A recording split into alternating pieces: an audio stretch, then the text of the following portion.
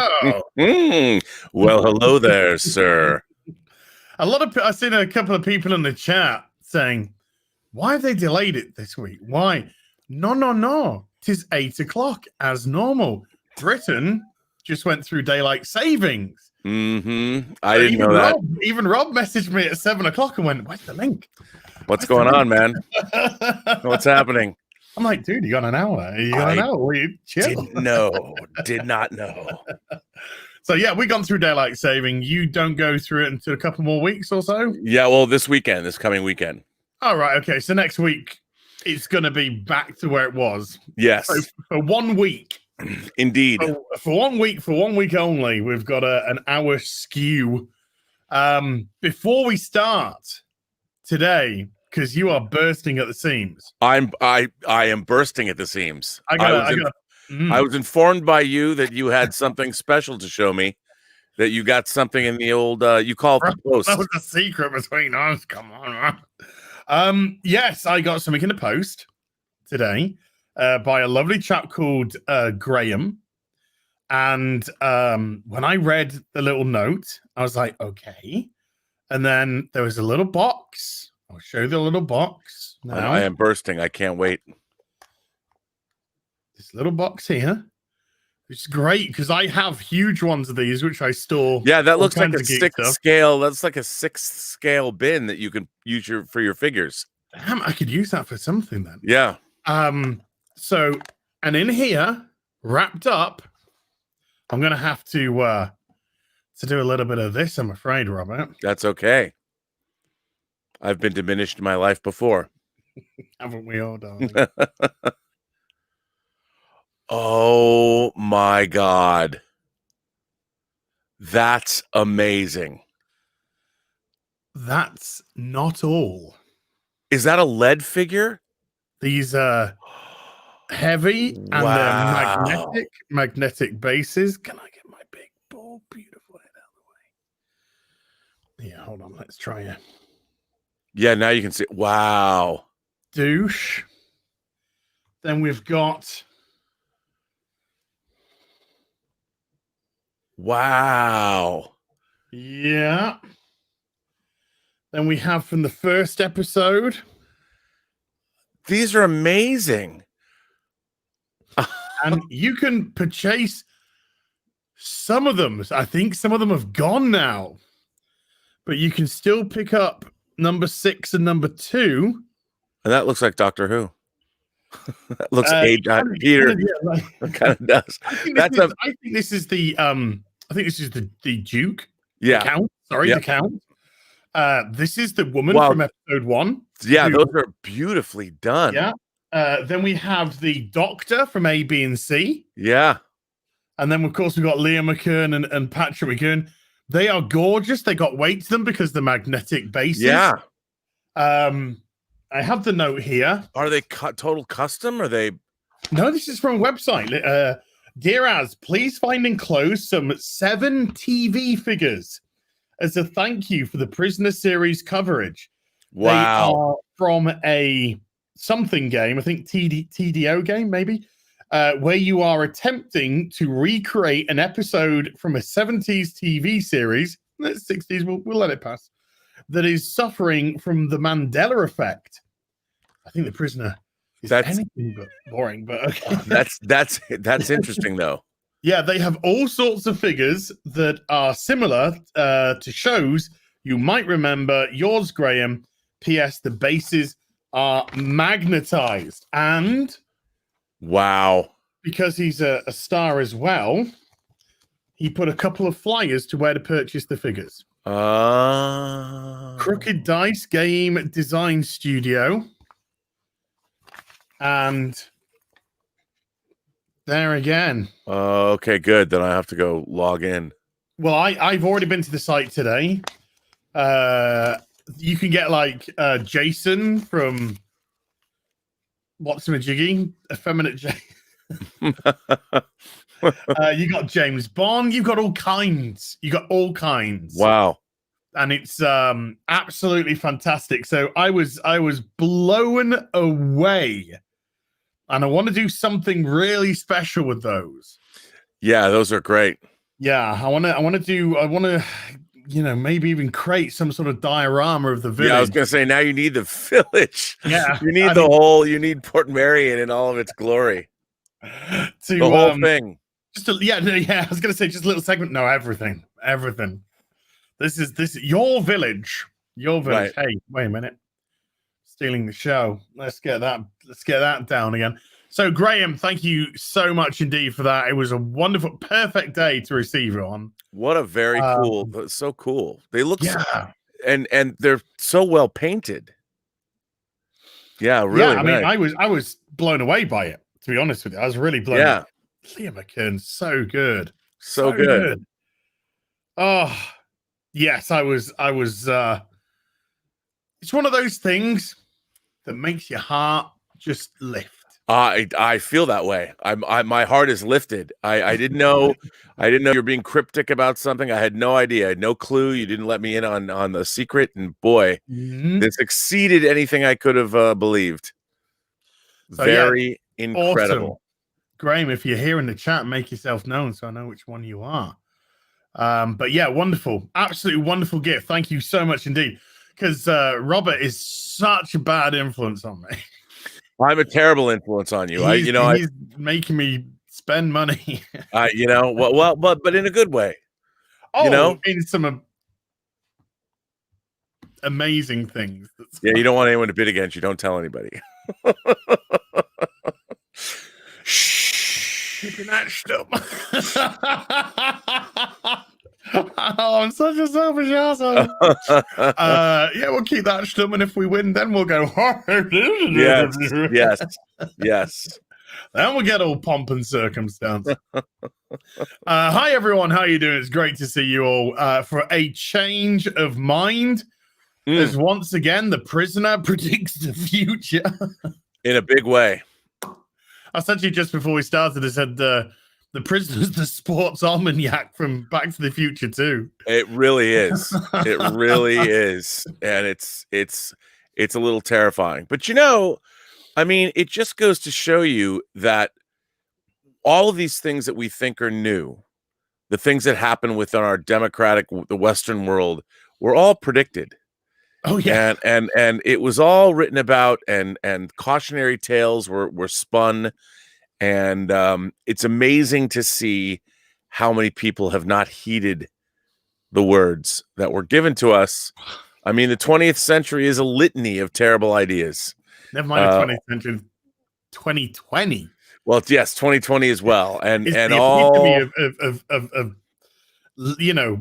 if you don't listen to history, you're doomed to repeat it. Is 2020 100%. And going back to 67, 68 and watching these episodes again, like all great, science fiction, speculative fiction, it's all kind of been done. And I've always told people that even modern science fiction, where you have science fiction writers who are looking at current trends, they're looking at the technology and they're extrapolating upon where this technology is going to take us. And if you don't heed those warnings, we wind up, I guess we'll wind up here where we are now. Yes. In the shit. I mean, and you and I were just talking about Transparency Tube, a new YouTube algorithm or whatever, an aggregator. Yeah. That is branding, that is actually coming along. It's got nothing to do with YouTube, but the way he's presenting it and marketing it is as if it is part of, but it's no, it's just some dude with an algorithm. And what you were telling me about how that algorithm works is absolutely terrifying. Yes. We're not trying to get political here. This is Transparency Tube. No, this, and it relates back to exactly what this episode is all about. Yeah, I'm on Transparency Tube, obviously. And I am down in two categories: anti-SJW and right-wing. Right, I should say. And I've never voted right in my life. I've made that perfectly clear to people here anyway. I've always voted left, never voted conservative. And the thing with Transparency Tube is, though, it says if you are put into the category of anti-SJW, you are automatically classed as right. So it doesn't matter what you actually are or how you actually vote, because you go into one category, it deems you automatic. And this is going to come into today's episode with a change of mind, because a change of mind is the great term which I love. When I heard it, it made me chuckle, it made me laugh, which was social conversion therapy. And this is essentially what things like Transparency Tube are, social media are. It's the whole wrong think. It's the whole, don't go against the wrong think. Behave the way we want you to behave. Don't think, it's all Orwellian. It's all 1984 kind of stuff. So it's, even at the prisoner's time, it's all been discussed before. It's all been written about before and warned about before. Well, and yet here we are. What's even more, what I find really pernicious about it is when it calls anybody anti anything, like anti-social justice warrior.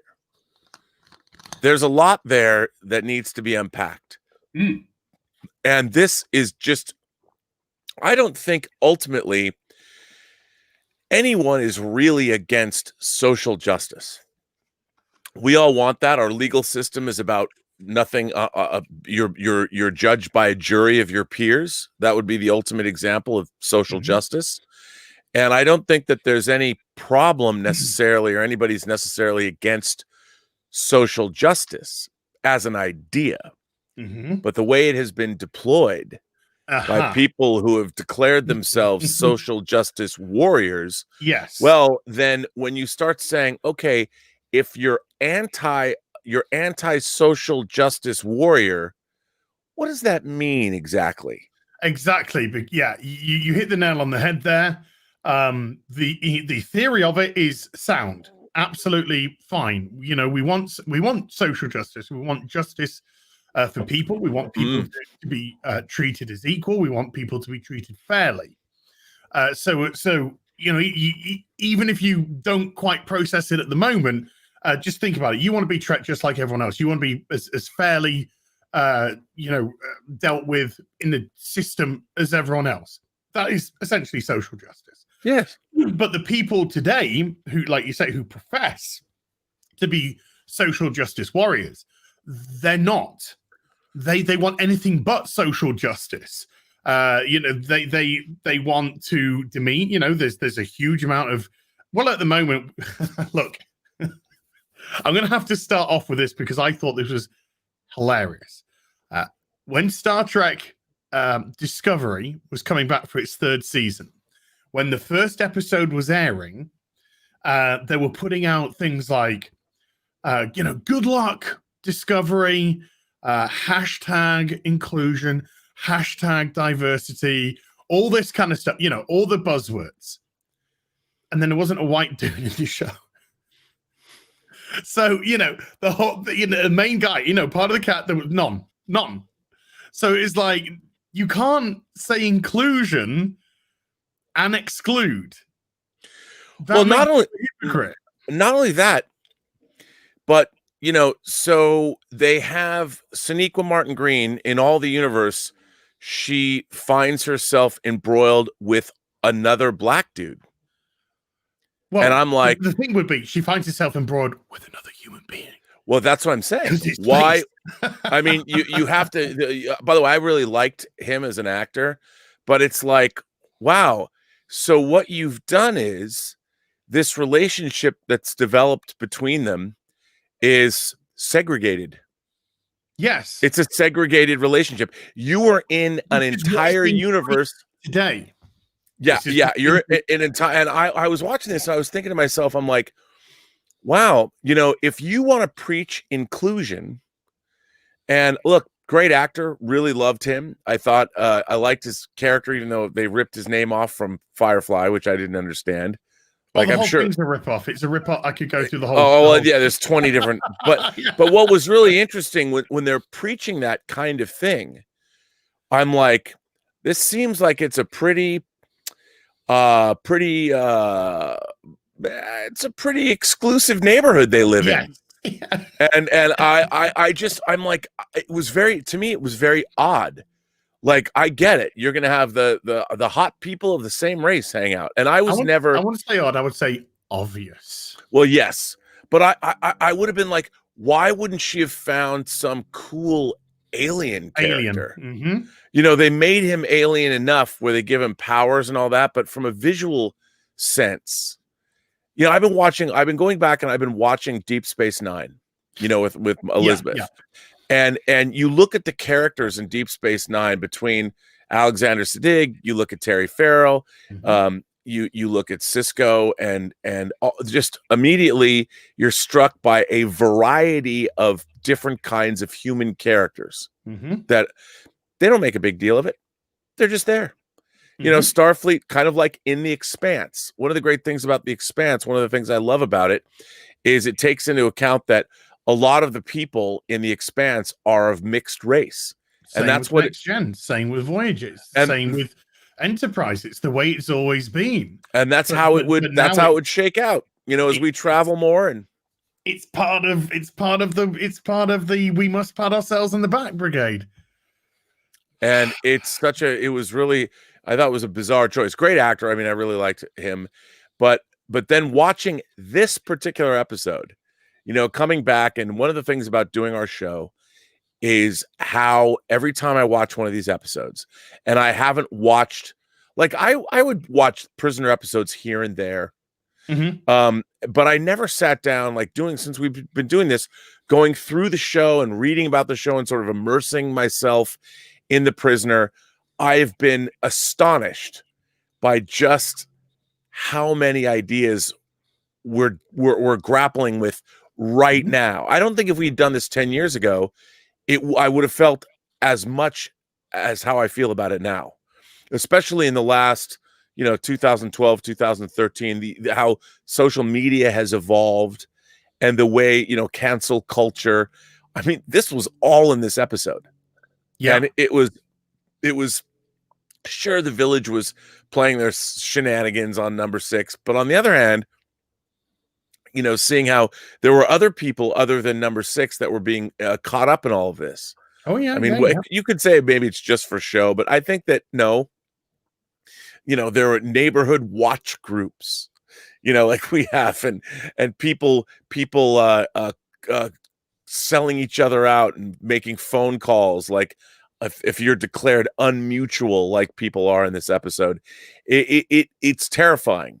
And we're there. Like, what's amazing to me, what I don't understand is, being raised Jewish, I've heard I've been fascinated, I've been fascinated with what happened in Germany, how Germany went from the Weimar Republic to the throes of fascism in basically a decade. And then, of Mhm. course, the rise of National Socialism, the whole idea of, oh, it can't happen here, you know, and one day, a whole group of people that had lived in neighborhoods for 200, 300 years, you know, they had centuries old roots, that one day their neighbors, at the behest of certain charismatic individuals, just decided that, you know what, you're no longer a human being.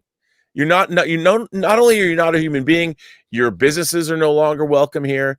This house is not yours, you know, and it changed very, very quickly.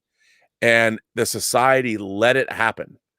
Yeah. And here in America, we've if you don't think, I mean, we're not even really about a political ideology anymore in America so much as our own opinions. I believe what I believe, and if we can't have it our way, the way we want it right now, well then, screw you guys. I saw a great image. I can't remember. I want to remember because I want to give credit. But I saw this great image of someone saying silence is violence. And then there was a picture of Anne Frank that said Anne Frank is now due for cancellation. It's just like, yeah, you know, this is the idiocy of it. This is the idiocy of what's going on. But a change of mind, to get a little bit specific. Well, I say to get a little bit specific. This episode is insane for how relevant it is today. Mm. From a directorial, it's kind of really messy. It is a very messy. It is Mm, a very messy episode. It was one of those episodes where I'm watching and I kept thinking myself, I'm like, I wish I could have directed second unit on this or mm, edited the episode, because it kind of is all over the place, yeah. and the ideas in the episode are not nearly as well focused as they could be. Yes. Yeah, like with the chap that he speaks to as regards to that, he comes back later and they act as if they haven't seen each other, but they have, and they've already conversed. There's some messy stuff, which is, when I say frustrating, probably a little over exaggeration, because the actual message of the episode is so clever and so good, Right.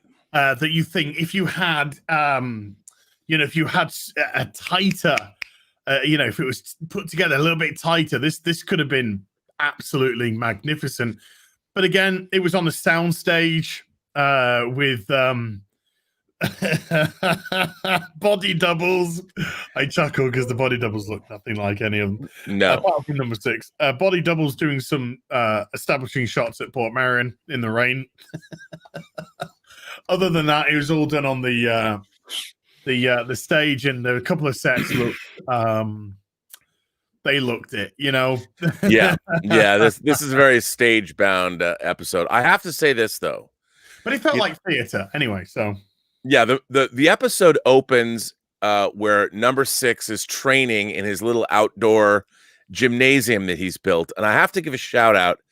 Actor Michael Billington plays one of the 2 thugs that basically confront number 6, and Michael Billington was a series regular a couple years later on UFO, Jerry Anderson's series UFO.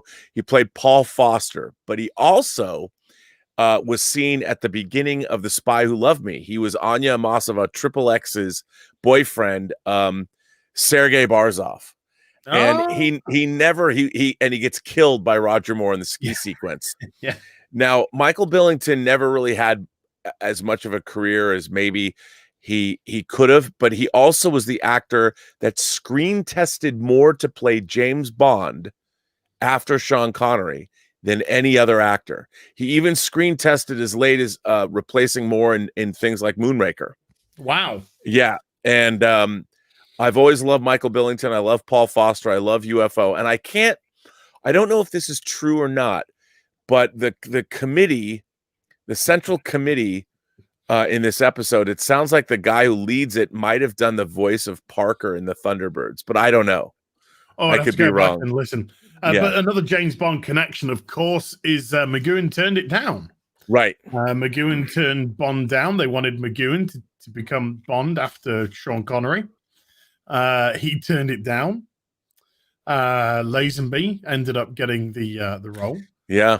And so James Bond connection there. He would have been a great Bond. He would have been a great Bond. I mean, especially after Connery, because he would have been brutal. And yes. And again, I love an episode that opens with number 6 fighting. Yeah. We and it's a pretty fun brawl.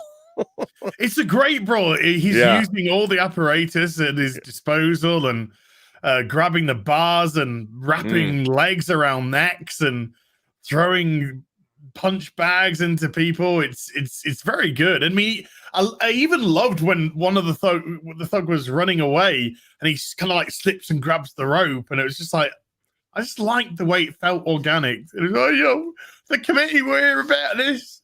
The committee here about this, number 6. Yeah, which is clearly a setup. This guy's just shown up to throw him into turmoil.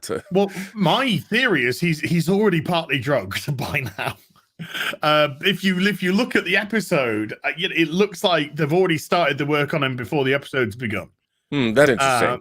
Because he's there are pieces in the episode where, like, the first time he goes to the committee, he's not kind of quite behaving like himself. He's a little bit more kind of free child in this episode. He's kind of he's like as if he's had a couple of beers. He's just a little bit loose.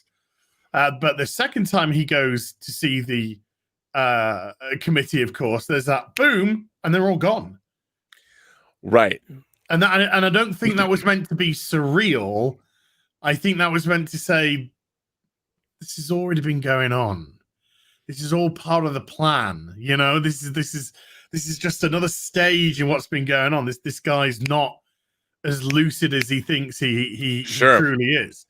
So I think that kind of fitted in with him being a little bit more fluid at the start of the episode. But we get the great little fight, and then I think he goes off and he has to appear at the committee to plead. Well, what I was going to say, plead his case, but the beauty was, of course, when he goes to plead his case, they say, "Oh no, you're already guilty." Right. You're already guilty. It's just how we're going to proceed from here. But I'm going to throw something at you, Robert. Uh-oh. When he's waiting, we have the very pretty number 46 or something crying away, and then the guy comes up to admit his sins. Mm-hmm. Right, the bearded man. Yeah. Oh, which episode did he appear in? And who was he? Oh, you know what? I don't have an answer for you, but I was trying when he was up there because he's losing it. He's blubbering and he's repeating, and I'm like, I know him, and I couldn't place him. And I watched it, when I was watching it. Even I didn't have to look anything up, by the way. I knew. So if you want to confirm this, people, please do. The general. He was one of the people in the buggy. That pulled up to number 6 and said, "All right, why aren't you playing truant? Why aren't you back at the?" Yep, he was one of them. Yep, and that makes sense. That's why, because he's clearly. I mean, they do sprinkle people around throughout the show. They try and bring people back to give it some kind of continuity. That's absolutely who he was, and that's a chilling moment too, where he's just parroting back what's being said for him. This is meant to be his confession. But they're telling him what to say. And in case you didn't get it, you're hearing it and you're watching him repeat exactly what was said for him. And it's all of this is just chilling from the get-go. Like and at first, number 6, he's sort of bemused by it all. I feel that he's already it's another one because it's a later episode, even in the regular broadcast order of the show, it's a later episode. I think it's number 11 in the broadcast order. Yeah, the original. Number 12 for us, yeah. And he's he knows what's up at this point, so he's I don't know if he knows what's up, but I don't think he thinks number 2's involved. I think he just thinks this is more village bureaucracy. Yes, I agree with that it's but he knows that whatever's going on is some ridiculous ridiculousness. Yeah, he doesn't. I don't think he thinks number 2's involved. It's just the whole place, everything to do with the village, as far as number 6 is concerned, is a bunch of BS anyway. It's all designed to manipulate or to belittle or to be invasive in some way, to dehumanize, and he. I mean, I think also because we've never seen this before, he's like, oh.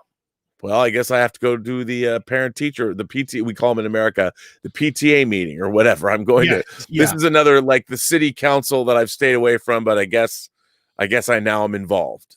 Yeah. So I'm going to go. I've got to go and listen to the telling off that I'm going to get, and how many units I'm going to get docked, or whatever contraband I'm not going to be allowed. And they just sit him down. He's like, okay, I'm ready to plead my case. And just like, no, you're already guilty. Now let's all leave for a cup of tea. It's just such kind of, just bureaucracy. And it was interesting. Of course you're already guilty. You're already guilty. They want to tell you what to say. They want to tell you what to think. They all leave. They give themselves a round of applause, they all leave. Number 6. Now this bit.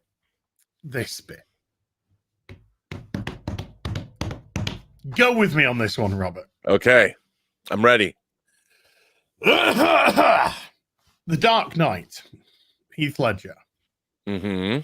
There is a moment where he's captured, and he's in the cell, and Gordon has revealed himself to be alive. Gordon's alive. That's a good one. That's a great Brian Blessed you just did. Gordon's alive.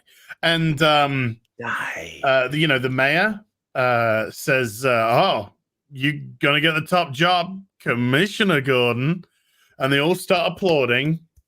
And then Heath Ledger, and I say Heath Ledger, not the Joker, because Heath Ledger ad-libs. That wasn't written. He ad-libbed it. Chris Nolan thought it was fantastic. Put it into the film. When they applaud themselves and they leave, McGowan is spinning in the chair, and he just starts sarcastically applauding, just like the Joker did. Heath Ledger's a Prisoner fan, and he's not here to defend himself. I could see that because the clap is similar. I mean, there's images you always fixate on that we love. I mean, it's funny, as I've grown older, there's lines in movies that I've repeated all of my life, and I've forgotten what movies they come from. And when I go back and I'm watching through, I'm like, oh, that's what that's from. Because movies I watched when I was a kid, the dawn of the video era, there were just lines of dialogue that I've just incorporated into my own personal lexicon that I'll throw out to people. And I'm like, well, I don't even remember it was from something. And then I'll watch something that I haven't watched in 20 or 30 years. I'm like, oh, so I think Heath Ledger could very well have done that. Maybe subconsciously, who knows? But I just think McGowan would probably be a fascinating figure for people like, for method actors, I suppose. Oh, yeah. So you never know. You never know. I'm not saying it is, folks. I'm just saying it's there. By the way, this episode does have one of my favorite redressings of number 2's lair, and that is the actual committee gathering place when they have all the committee members, and they've got the big penny farthing. I think it's one of the only times you see it. The black penny farthing sign that's up above the committee. I love that. They just do different colored gels on the outside of the set, but I do love seeing the circular tables and how our man Friday, it's clever use of camera work as well, because they raise the camera to give it a different perspective. Yes. So it looks smaller and tighter, and the staircases look longer. But so it's all cleverly done. The way that they do these things. And I love how he walks into the circle of tables, and then our servant Muscat, he takes the tables in and out to let number 6 in and out. I mean, there's a lot of stuff in this episode that I really like. Yeah, I love the little moment between the servant, the butler, shall we say, and number 6, when number 6 is like looking at him, and he's like at the end of the table, and like number 6 kind of like gets up a little bit aggressively, and then he just casually, because he's never flustered. No. And he just pulls the table out, and then number 6 is wary again, and then he just kind of goes around the table, then up the stairs. I just thought it was great. And it's great. Yeah, they're just playing this. Now they're playing at I was going to say plectrum, at the not plectrum, whatever. Forgetting what the proper name is. Something Trum. They have the speaker, of course, but instead of them saying what to repeat, it's now the guy who was blubbering saying it, and then number 6 is just like, quite right. He just walks out. I'm done. I'm done with this nonsense. Lectern, thank you. Plectrum, lectern. Right, the lectern. Yeah, I knew it's some ton. So and then he gets back home, of course, and who's waiting for him in his house? Number 2. Yeah, I'll say this. In this episode, a lot of people just go into number 6's domicile Yes. willy-nilly. I mean, whether it's the busybody women that run the Karens, the group of Karens, the Karen group, they just, if they want to be in number 6's house, they're just there. Yeah, everyone's in. The nurse just wanders in, I think, after this, during this scene as well. And we get a very interesting reveal from her later in the episode. The gorgeous, she's very attractive, Angela Brown. I think it's Angela Brown. Maybe absolutely stunning. Yeah, Angela Brown. Oh, beautiful. Yes, absolutely stunning. But we get number 2, and I don't think he's particularly good number 2, in as much as we've had some doozies, but I think he was the right number 2. Right, he's definitely the right number 2 for this episode. Yeah, he was slimy and manipulative, and probably a little bit of oh my god, my brain today.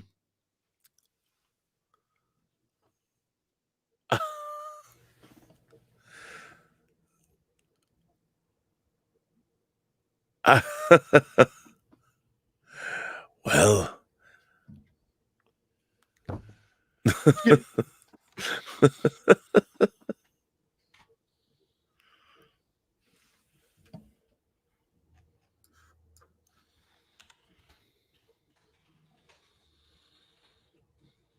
I am not.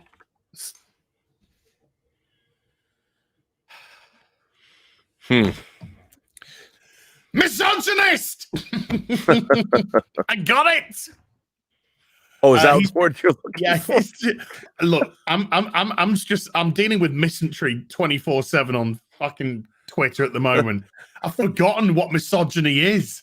Yeah, you're all about the misandry. It's just misandry everywhere. Just misandry bloody everywhere. But he could be a little bit of a misogynist as well. This guy, sure. The way that he behind closed doors, very disrespectful to the doctor, the female doctor who comes in. There's a fair bit of 60s sexism in this episode. Yes, but I think he could actually legitimately be a misogynist because of his certain attitudes. He's like, bloody woman, she could cock it up because she's a woman, as opposed to she could cock it up because she's not an adept doctor or surgeon or whatever it is. He thinks she could fuck it up because she's a because she's a woman. Right. So I think there's an element of genuine misogyny with this guy as well, which is perfect because this guy's got to be as dislikable as possible. For the horrible things that he does to people. This guy is the epitome of manipulation. If there was a butterball, that's what I call him. But he's got to be slimy, and he's got to be repugnant, and because he's this isn't about charming manipulation. This isn't about using your personality, your charm, your wit, your joie de vivre, to bring somebody around, to break somebody down, to win them over. This is about dirty, rotten manipulation. Whichever way you can do it. This is about dragging people down, breaking them, and dogpiling. This is cowardice. So you need somebody to kind of reflect that cowardice as well. Absolutely. I mean, the whole idea is, but you see that they set up this idea that if you go against the grain in the village, the citizens here, the normal people, this is not number 2, and this is not the powers that be. This is the actual people that live in the village, your neighbors, your friends and neighbors have their own council, and even outside what you're dealing with, as far as dealing with number 2, this council, the city council, the steward, the board of education, the school board of education, however you want to call it, they'll come for you too. So in addition to dealing with the minefields of what's going on in the village, you're now pitted against your fellow citizens or your fellow prisoners or whatever, and they will decide if you are part of the community or not. Yeah. And whether you want to call them the Twitterati, the Twitter mobs that come for you, cancel culture, it's other people that are defining how you should think. And if you don't think correctly, and again, outside of what the village wants, even though it's all a manipulation, but it shows this mechanism that exists that, yep, unless you repent or recount or whatever it is you're going to think or whatever, you will be canceled. You will be. These, of course, are people who've been told themselves what to think.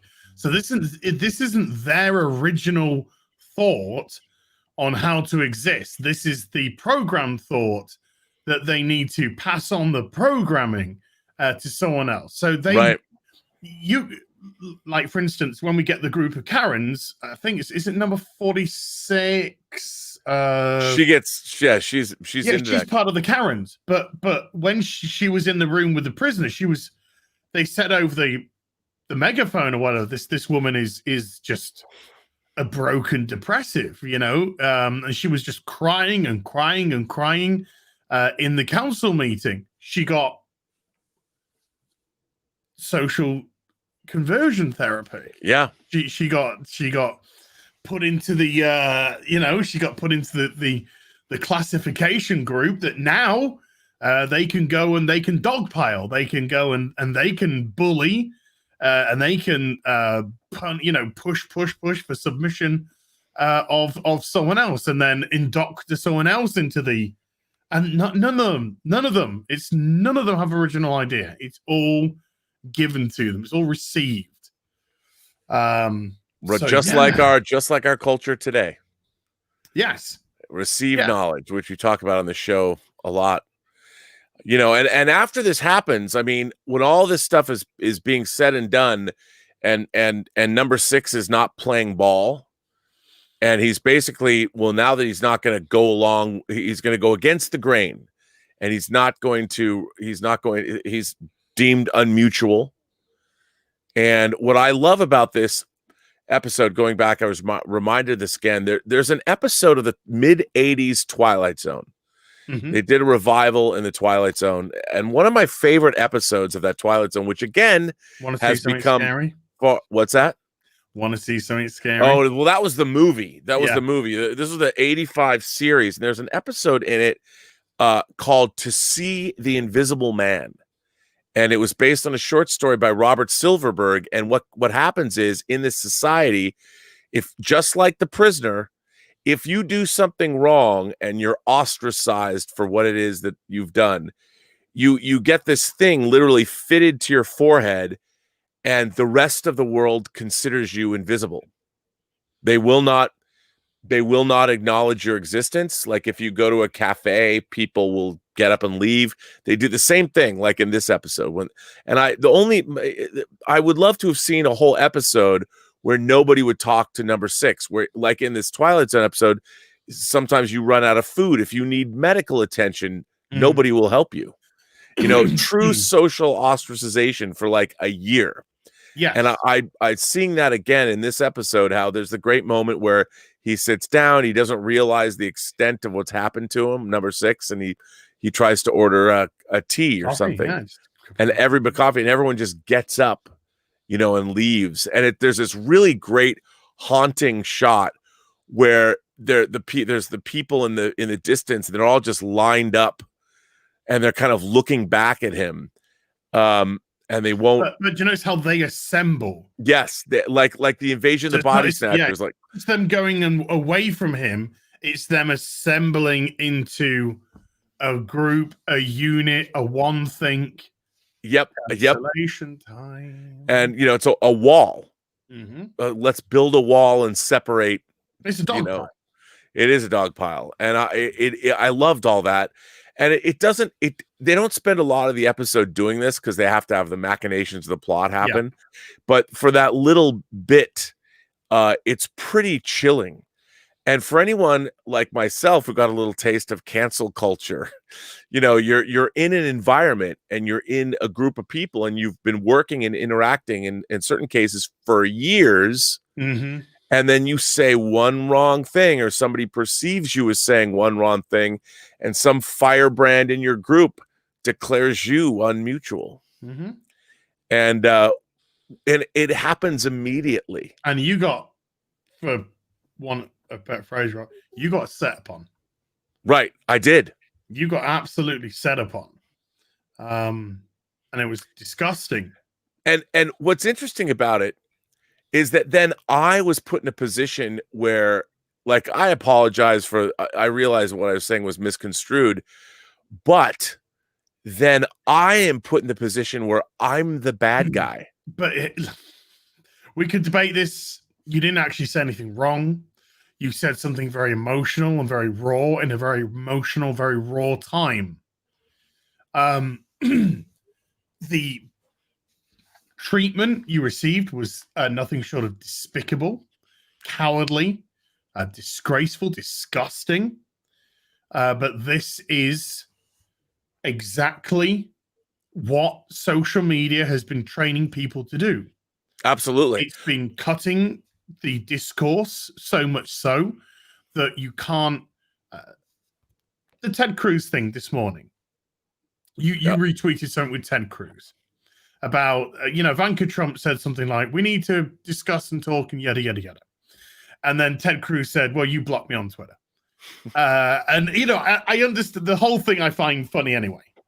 But then I couldn't resist and respond to Ted and just say, well, if you think Twitter is the place for debate, then I worry. because ultimately, I get what Ted Cruz is trying to say. But I think in today's social media, I just think it fell flat, because the moment something like Twitter becomes and the problem is it has. I know. The moment that Twitter becomes the ground for debate, when you can't introduce nuance, you can't put your point across, properly. You got 200 characters to go. It doesn't work. It's designed for misinterpretation.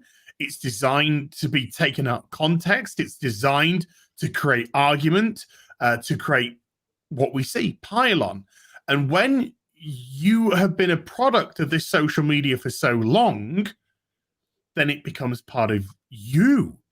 So when something like what happened with yourself happened, when you said what you said on Twitter, and by the way, my tweet was coupled with a video, so it was a retweet of a particular video, and if you hadn't seen that video yet, there was really no way you could really understand my real meaning.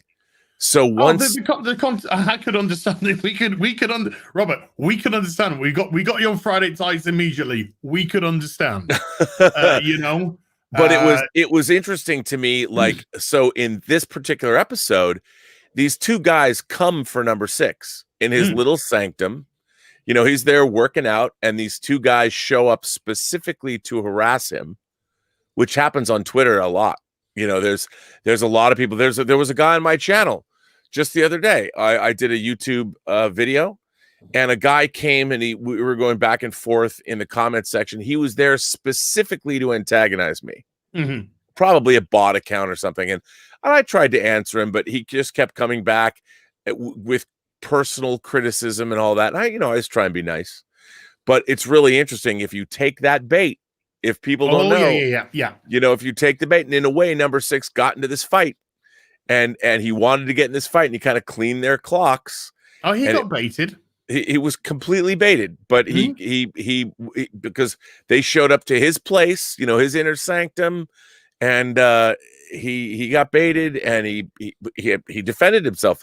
They knew he would, because he's number 6. He's not some pacifist like Gandhi who's going to sit down, and if they're going to come at him, he's going to smash him in the face. Yeah. I mean, and he's not in polite society. They've absconded with him and put him basically in an open air prison. and they spend the entire duration of his time there messing with his head. So if someone comes in and they're going to push him around in his own little gymnasium, they'll get effed up. Yeah, the interesting thing, though, I find with that is number 6 already thinks he's on his own. He thinks he's the outcast. He thinks he's on his own. He thinks everything is against him anyway. So what does it matter if I get shunned by the village? Who cares? I don't care. But this is about canceling someone. This is about when somebody doesn't fit in to what you want them to fit into, they are literally thrown out. It's a baby being thrown out the nest. Absolutely. And so although he wants to be an individual, he's an individual that still wants to exist in the society. He's not an individual that wants to go out and go off into some,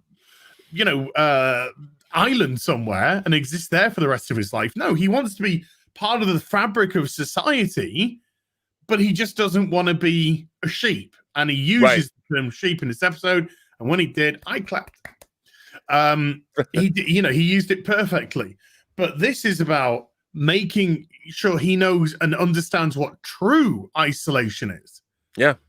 Because that's completely different. When you can't, like you said, you can't get healthcare, you can't get fed, you can't get, even in your domicile, you're not safe.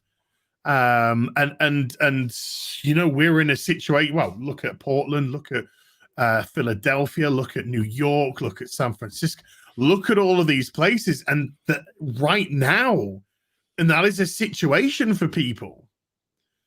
Because of what's going on, they're having the businesses destroyed, they're having the houses destroyed, they're having their jobs taken away from them, and that's when you start to experience true breakdown of society.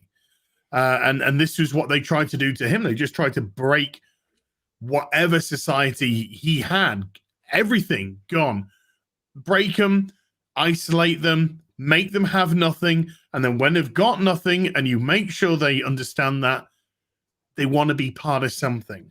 Yeah, and then we fill them up with what we think they should be a part of and how we want them to feel, because they're susceptible to it. And why wouldn't you? I mean, human beings need contact. We're social creatures. Yeah. Very few of us can survive on isolation alone. We want some kind of a connection with one another. And that's a very potent thing.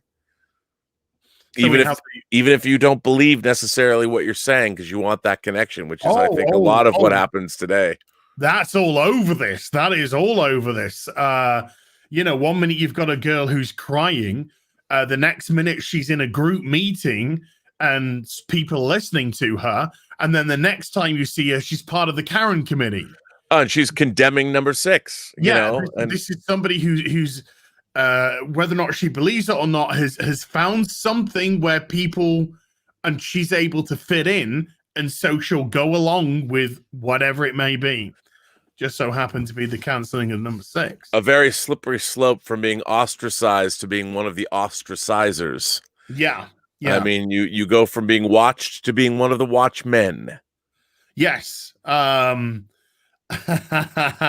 without getting specific, you hear these stories of, this person used to be on the far right, but now they're part of the left, and then just like, no, they're doing exactly the same thing, but instead of being condemned, you're now patting them on the head. But their behavior hasn't changed one bit. They've become one person's attack dog to another person's attack dog. That person hasn't altered, nor do they care which side they're on, but they want the side that pats them and gives them the doggy treat. Of course. It's what do they say? It's instead of the whip, you get the whatever it is. Whatever that phrase is. I don't know. But yeah, so it's very much like that. Do you want to be on the side that you're the bad guy, or do you want to come over to our side, just do the horrible stuff you're still doing, but we'll praise you for it, because we'll say that you're doing a virtuous job, you're doing the right thing. Welcome to today's social media. Oh, it's right. It's all right there. It's not even just social media, it's everything. It's local government, it's politics, it's in the workplace. Nowadays, it's not even about whether what you're saying, you just have to be on my team. Yeah, You have to tribally, believe in, we have to tear down this. One of the things I don't like about what's happening in America on our side or my side, our side of the aisle, I consider myself a classical liberal, left leaning. But now I feel like the left wants to destroy everything. Let's just burn down the entire system, whether it's the Electoral College or whatever. Let's tear down monuments. Let's just burn down our whole system. Yes, so I speak out against it like you, and I get branded right wing now.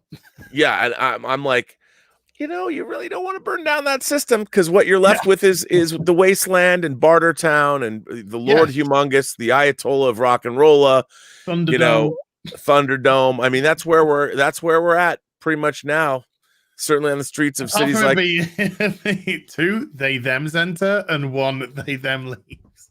I mean, it's a little crazy, but you see that's where that's heading for number 6 in this episode.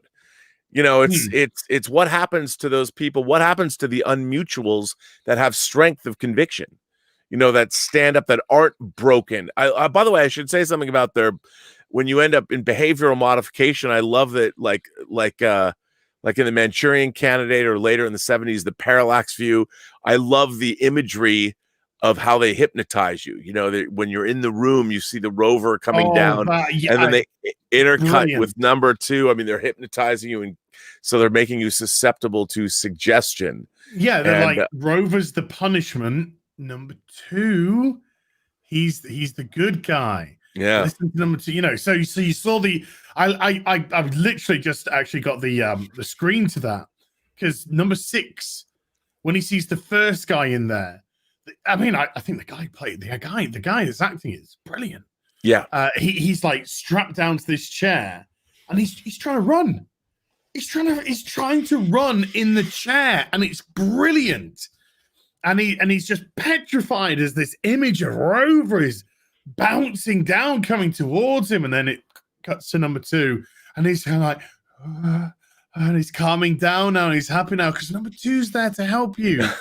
I'm here to help you. I'm here to help you. Not nasty Rover. No nasty Rover punishment. I'm here. And it was just like, this brainwashing.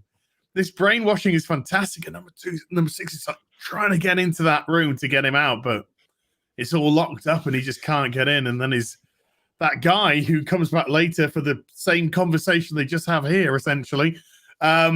He's there and he's like, I used to be like that until I got, and he shows the scar, I got the social conversion therapy. And now I'm fit in. Now you're no longer unmutual. You've become mutual. What I would say, he's no longer a threat. Right, exactly.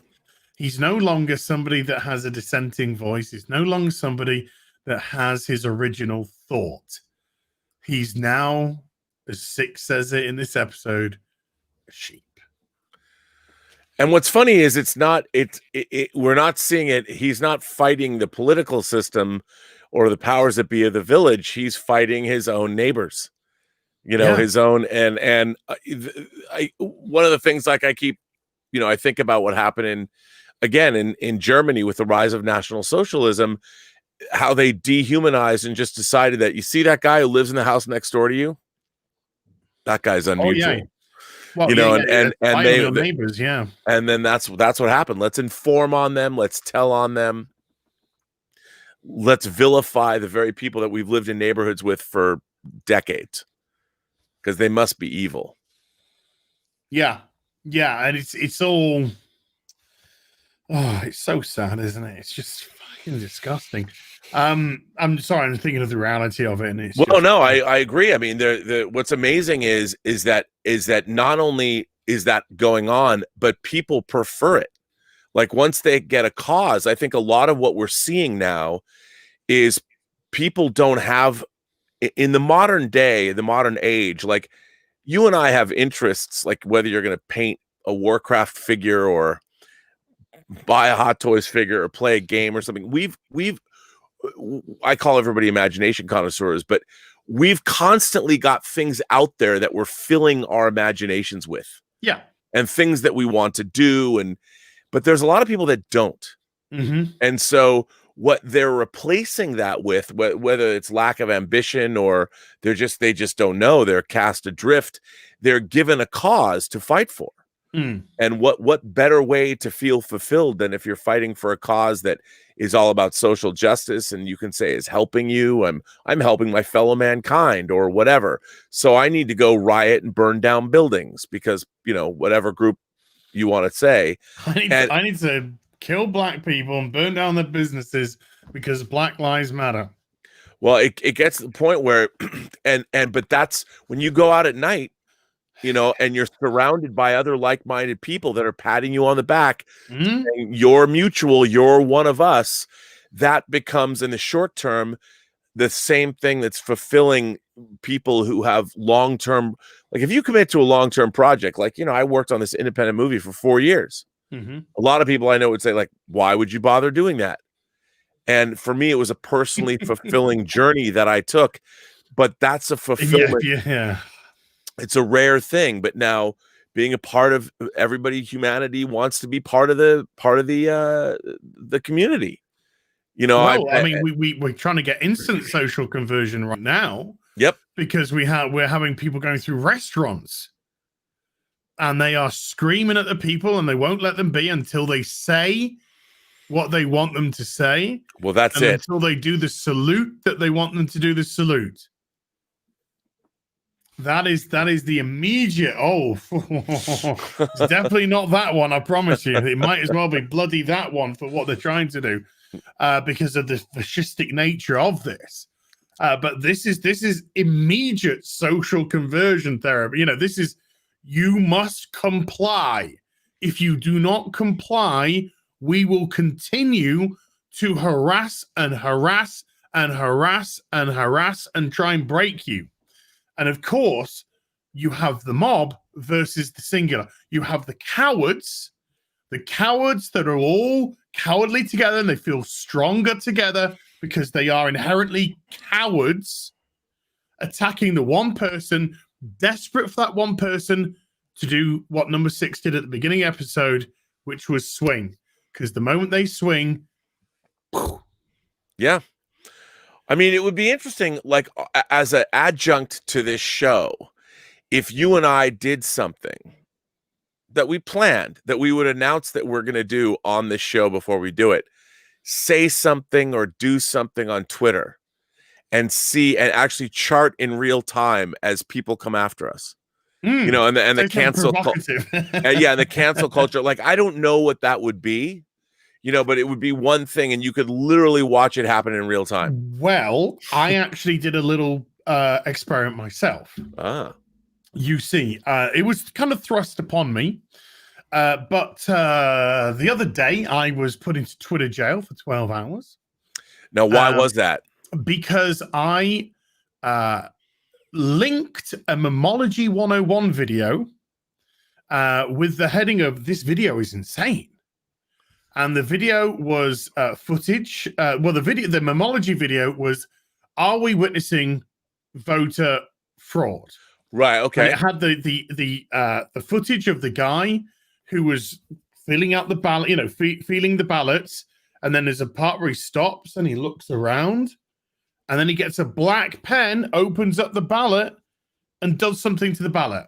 Now, even in Memology, he's not. He said, "What's going on here?"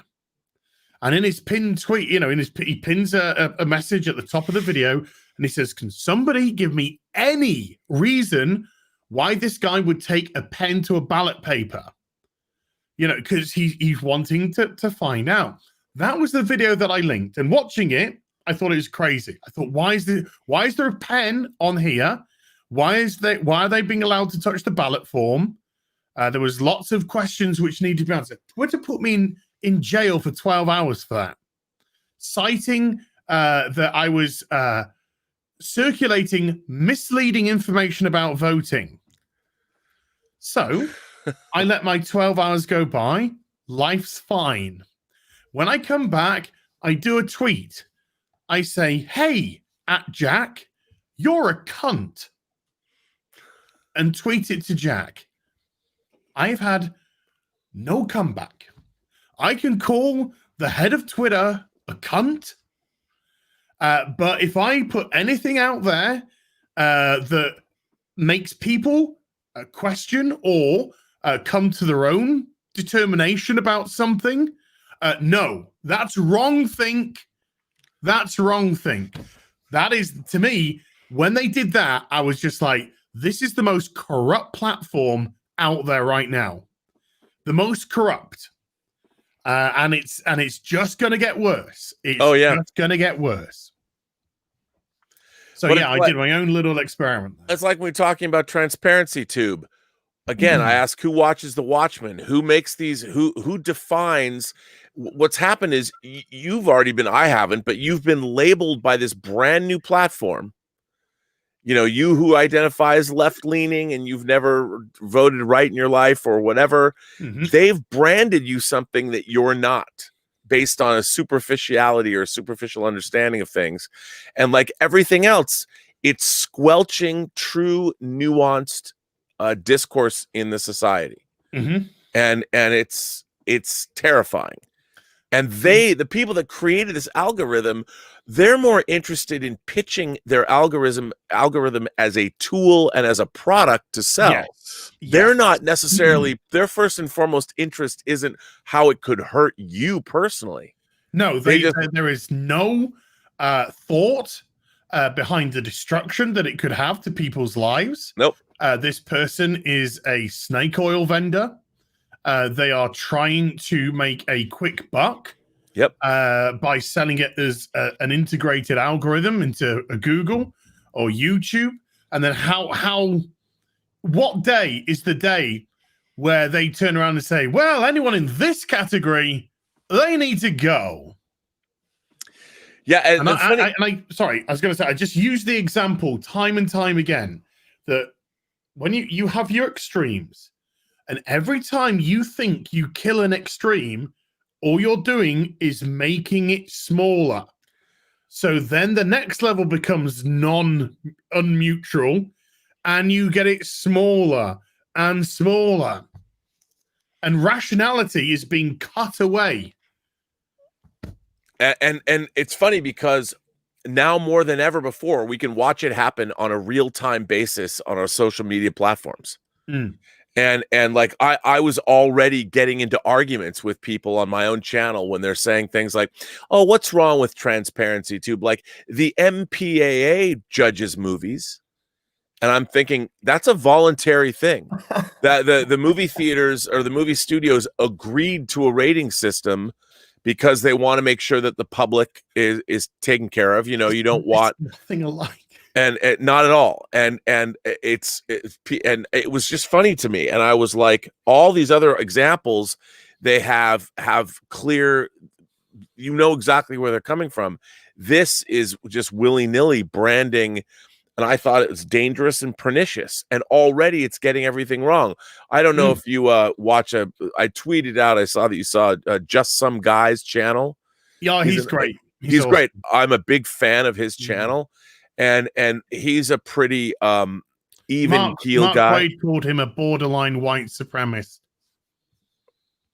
He's black. He's black, by the way, folks. It's like no, he's again, he's just a cogent. I think he's a cogent thinker. Yeah, he's great. He's very He's very intelligent. And what's interesting is I watch a lot of his channels because he's been coming out.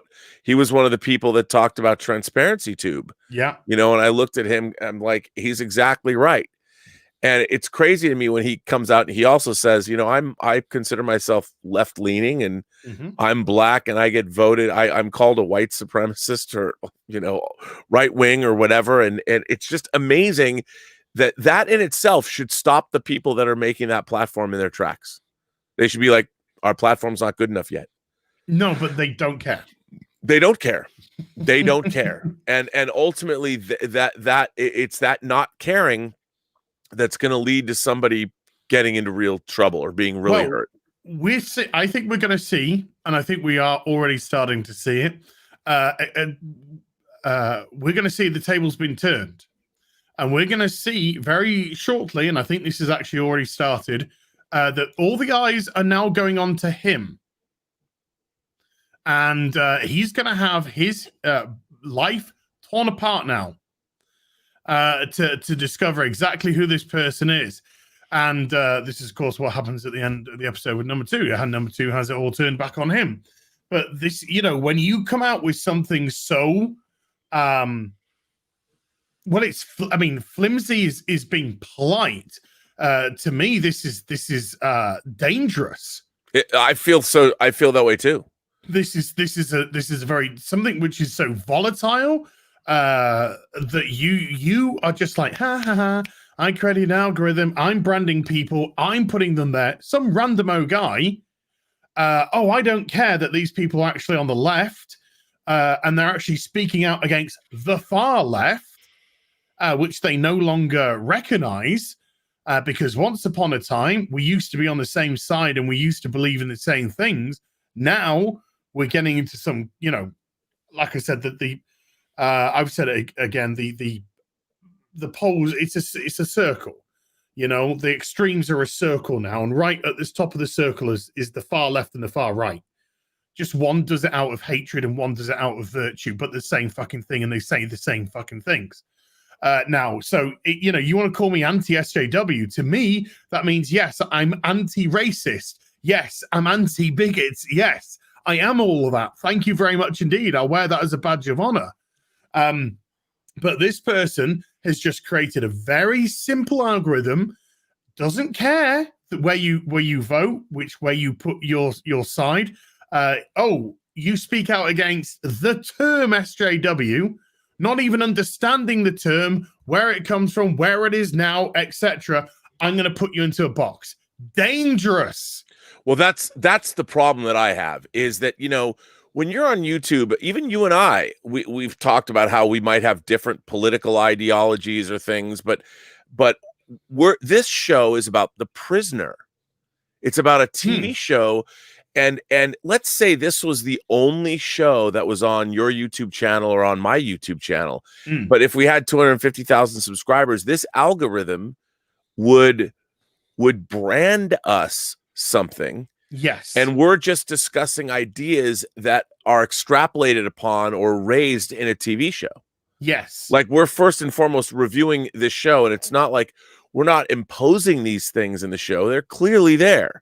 Yeah. And when they were the prisoners dealing with these things, you can't not make a show like The Prisoner and think about what was at the time books that weren't very old, 1984 and Brave New World. Yes. And The Prisoner is dealing with a lot of these particular issues that are ongoing as far as humanity is concerned. And on this show, we want to be talking about these things, but then we're branded something because we're having a conversation reacting to what was on a TV show 53 years ago and what it meant to society. And yet someone's going to brand us for having those conversations because why not? Everybody has to have a label on them these days. So let's just brand en masse all of these YouTube channels and forget that people aren't just one-sided. They're many-sided, they're many-faceted, and they have many different beliefs. Yeah, and the thing which is, I would say, kind of adds on top of that as crazy as, isn't this the diversity that we're all craving and talking about, that we want? Yeah. It is. And yet you're saying we want diversity, we want inclusion, and how are we going to have that? You got segregation starting back up. Oh, so you're going to have inclusion by segregation? Hello, are you crazy? Star Trek Discovery Season 1, Episode 3. You know what it was? I mean, look at that. You've got segregation, and then everybody else is a lower life form. Like everybody else in that episode was a barbarian, was bad, was villainous. It was, and that's something that's a really, you look at that episode, that first episode of Star Trek Discovery, there's a lot of incredibly problematic depictions in that episode. You have to ask yourself, okay, they've now made this whole universe of people. I mean, Book himself is magical, but they've made this whole universe bad. Yeah. You know, there's nobody who's reasonable except the one guy trying to hold the Federation together. You know, we have to go, and he's been getting up for 40 years every day but his father before him was in the Federation. You mean Battlestar Galactica? Besides Battlestar Galactica, and you look at that and you're like, what is this really saying? It's saying that they copied Battlestar Galactica. Yeah, but I mean, but the idea that this universe that they're creating, everything about it, aside from our characters and the people that are in there, well, they're nihilists. That's what they are. They're nihilists, and so the Gene Roddenberry. We are completely off track. The Gene Roddenberry vision. They can't envision a world where we have succeeded, a world where we have put aside our differences, because they don't want that. They are perpetual victims who are actually weaponizing their victimhood. So if you rescind that, if you give it up, if you give up your victimhood and actually put aside your differences and petty squabbles for this optimistic future, then you relinquish your special snowflake status. And then you can't have the arguments of color and race and gender and sexuality and all of that, because they don't exist. And these people live for identity politics. That's their whole life. Well, I mean, to bring it back to the episode that we're talking about, when number 6 walks into his house, and you have the Karen committee, they're in his house waiting for him. You know, you've got this group of people that are dictating terms. I mean, I couldn't help but think about like Al Gore's wife, Tipper Gore, in the 80s. She headed up the PMRC, the Parents Music Resource Committee, when there was the big outcry over people like Prince, you know, in the song "Darling Nikki" off Purple Rain. And there was a group, you know, of concerned mothers, and this is somebody that should have been on my side of the aisle or whatever, Al Gore's wife.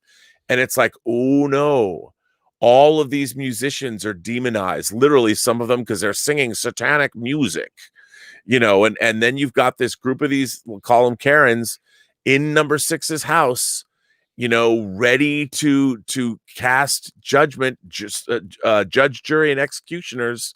I don't know if you're aware, there used to be a pro-censorship, shall we say, activist in the UK called Mary Whitehouse.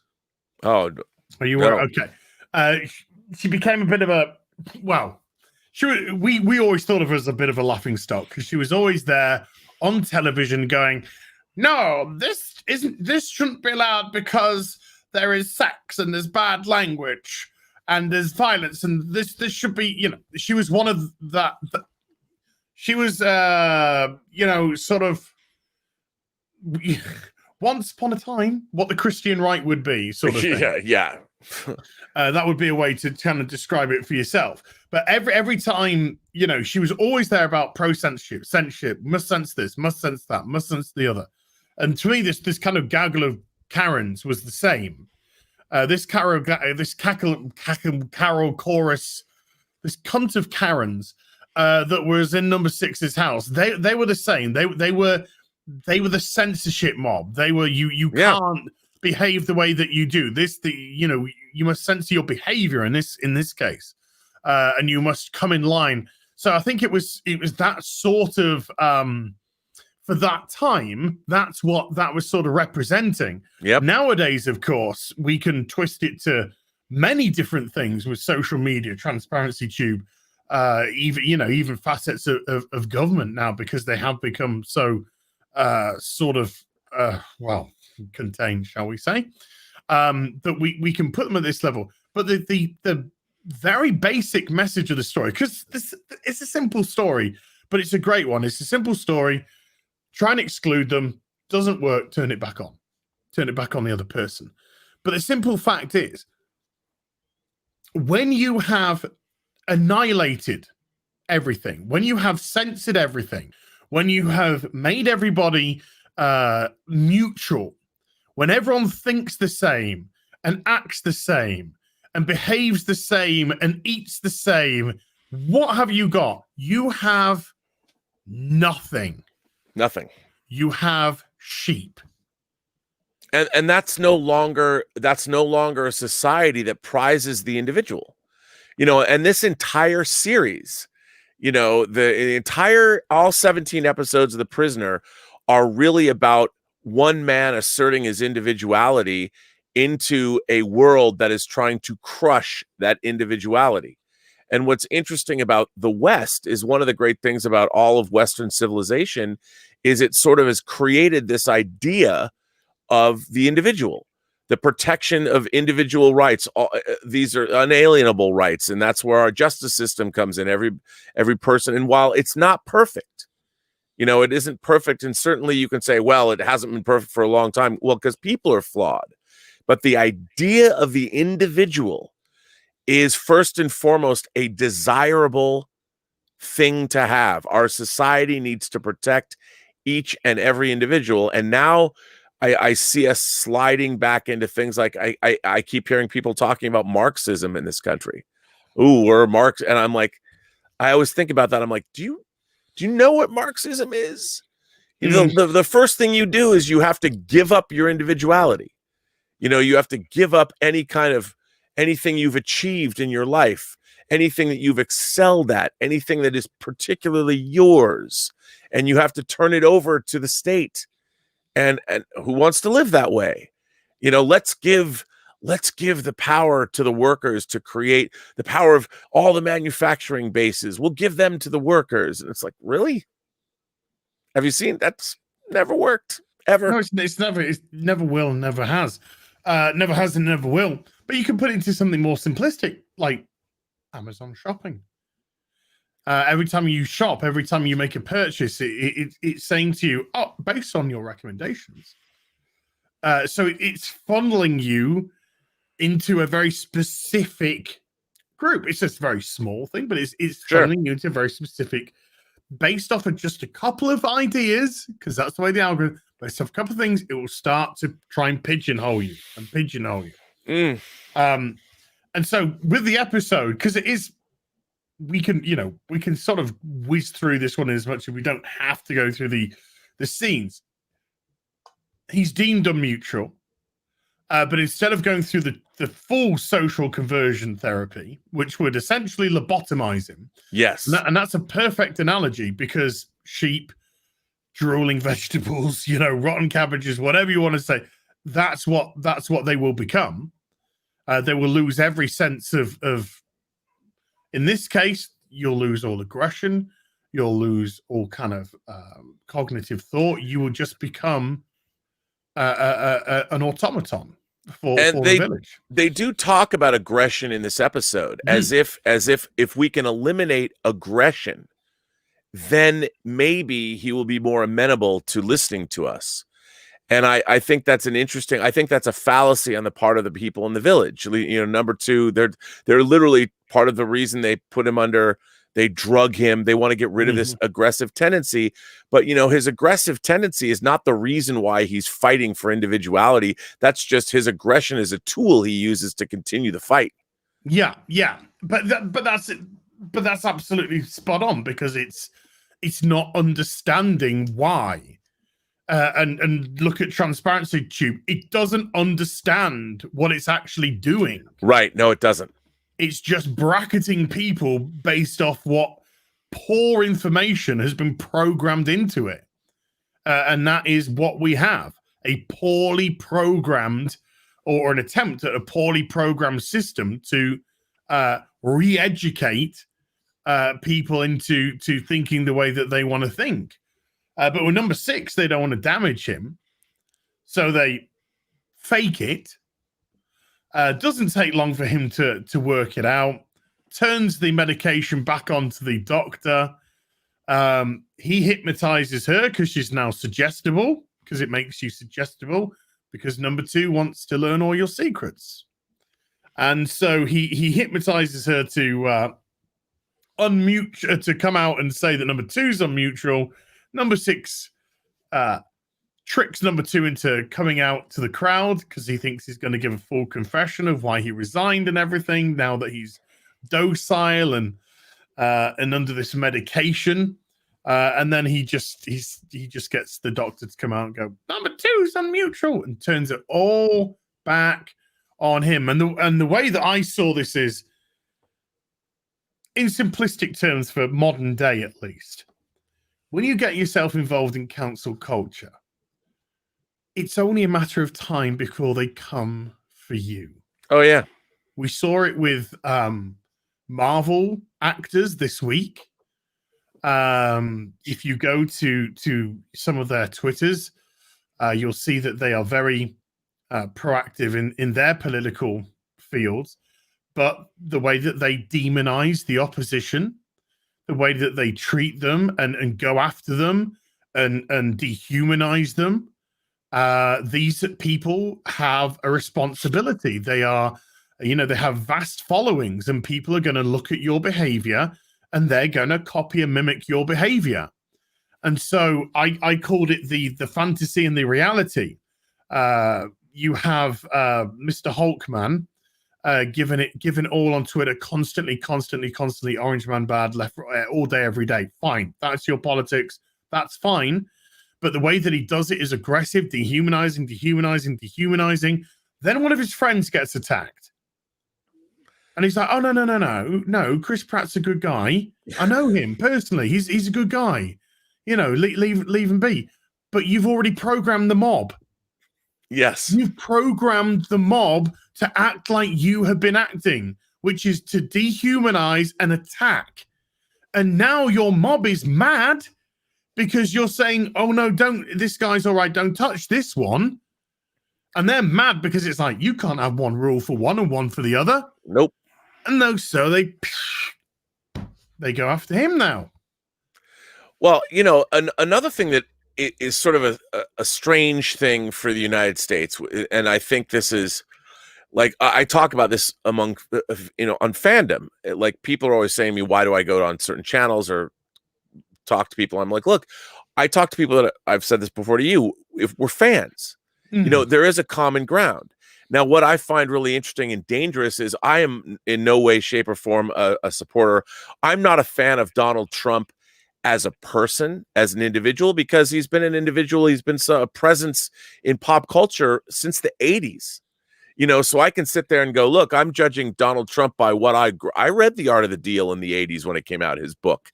And I've seen him over the last 35 years or whatever, 40 years, and I've been hearing about him. So be that as it may, but he did talk about the popular vote, but he did win the electoral college. He was elected president of the United States. He's the president of the United States, whether you like him or not, the president of the United States.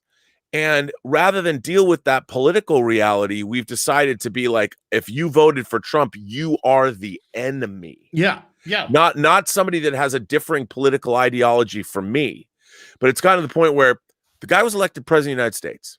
Now, there's a lot of things from just my political standpoint, I can say that I disagree with. However, I can't to demonize my fellow Americans for casting a vote, for exercising to participate in our constitutional or democratic republic, the way it was set up, just because I don't like the choices they've made, shouldn't mean that I demonize them. Mm-hmm. It should be that we're all supposed to be part of the same nation. Our political structure is working. If you don't like who's been voted in, then you work vigorously or tirelessly and change that reality by voting. Mm-hmm. And I feel that we have moved away from that. And in the Village and with cancel culture, they don't want these mechanisms to work. They just want to impose their viewpoints or impose what they believe.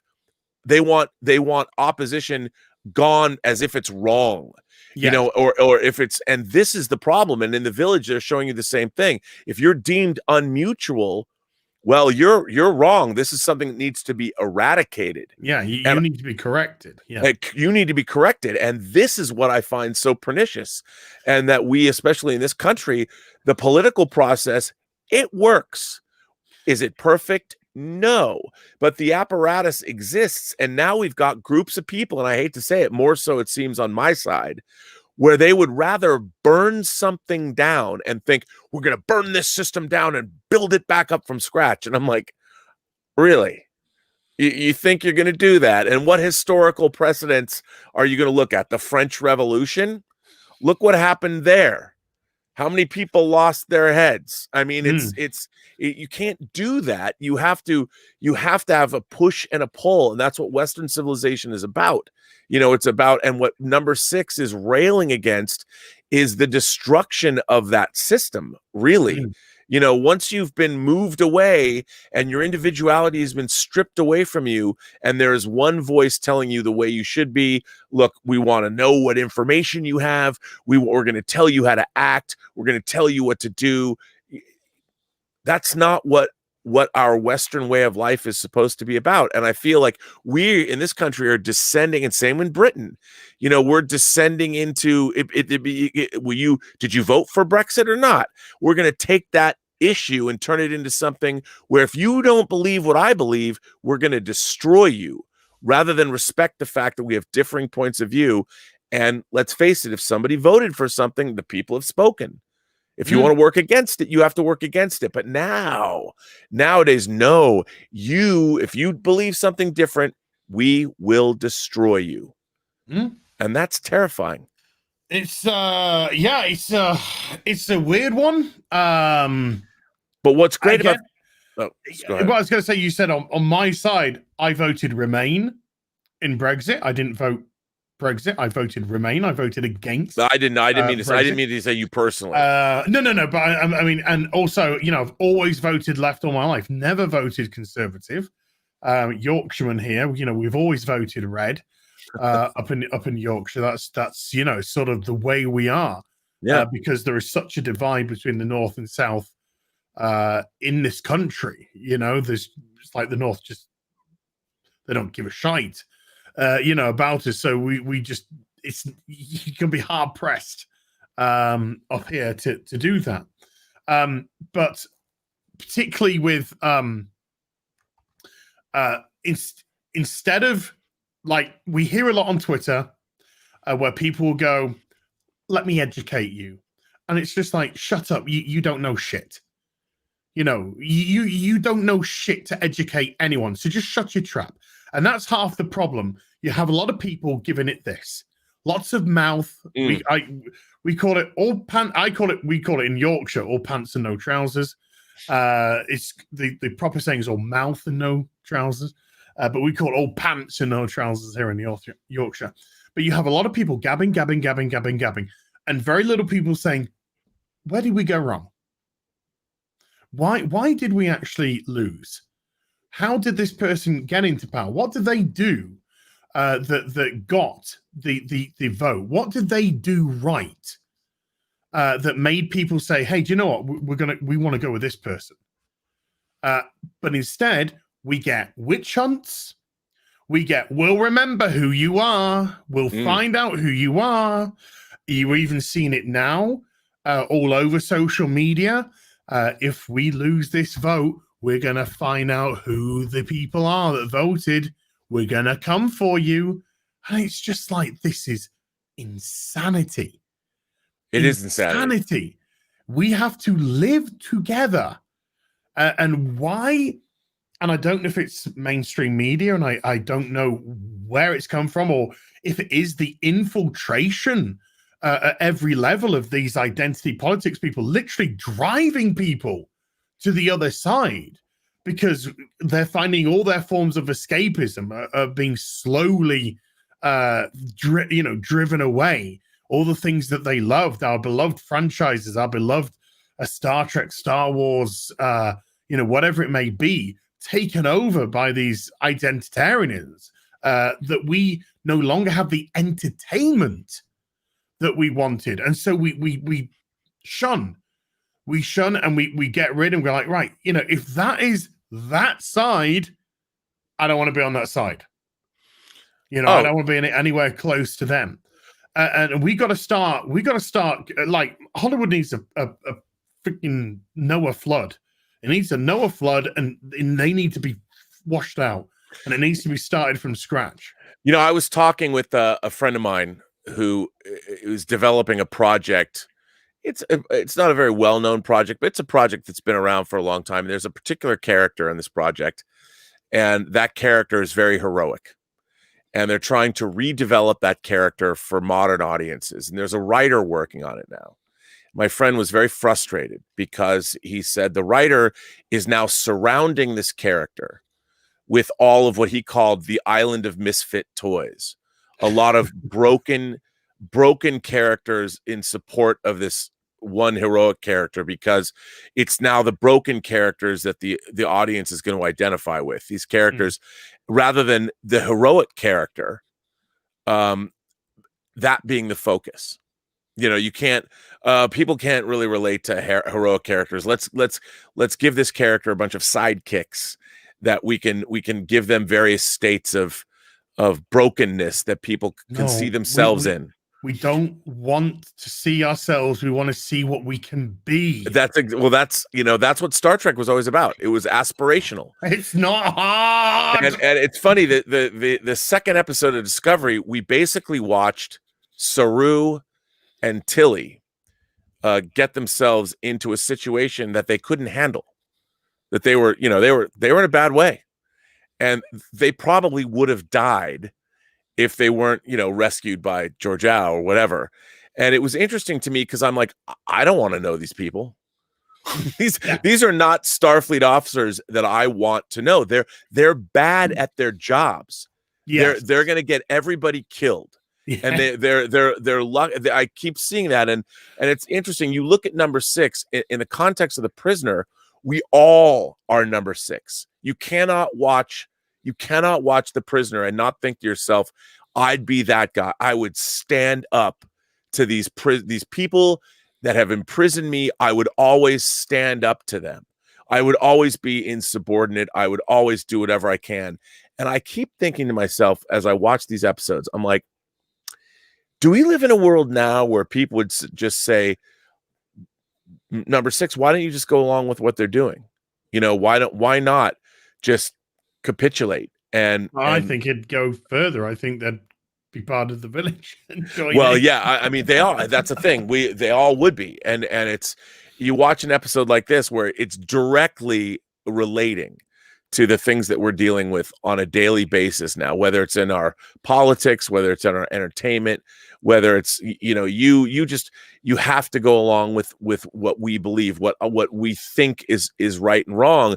And what I find so strange is that what makes life better is if you have people from different ideologies and different points of view come together and work on a project where they can both bring, like, whenever you're making something, like I've found, whether it's a movie, whether it's you're building something, like physically building something, whether you're trying to come up with a story, whatever it is that when you're working in the arts collectively, it's always better when you have people that have points of view that are slightly different than yours, because when you're trying to solve a problem, they'll have something you might not have thought of. And you'll be able to come together and be like, oh, because your focus is on whatever it is that you're doing together. That becomes of paramount importance. What I believe or what someone else believes isn't important. What's important is finishing this job. So to have one point of view can sometimes be not helpful, but to have multiple points of view where you can work a problem together and solve it is always more desirable than if you had one point of view. And if we were all thinking the same things, a lot of the great innovations that we've had in our world, the science, the technology, the art, even politics itself, we never would have had it.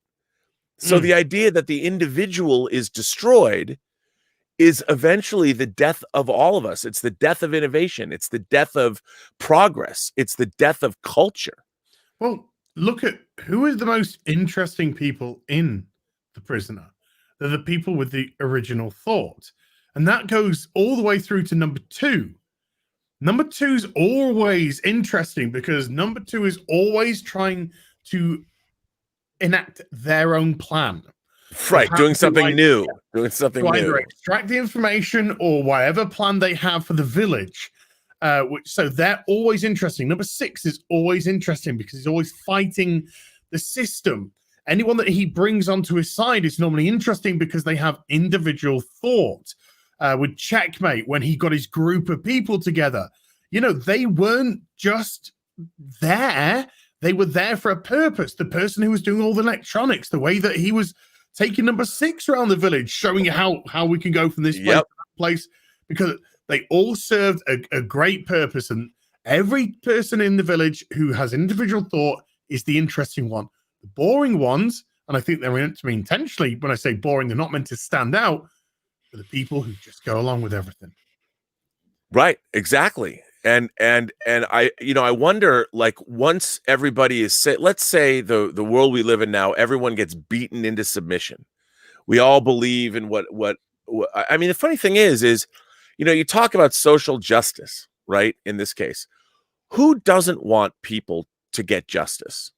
Like, are there people that are against social justice? Like, when people think about, like, I was listening to a guy named Douglas Murray, who people consider conservative or whatever, but I like his book, The Madness of Crowds. He was pointing out in this interview that I was watching, there's a lot of these ideological viewpoints that don't have opposition. Like, who doesn't think that Black lives don't matter?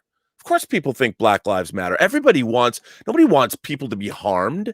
Nobody wants people to die. And yet that idea there's no opposition for it. So when you don't have a push and pull, there's no ideological examination happening. And so these ideas can turn into ideologies that become very fascistic. Well, because BLM is a weapon.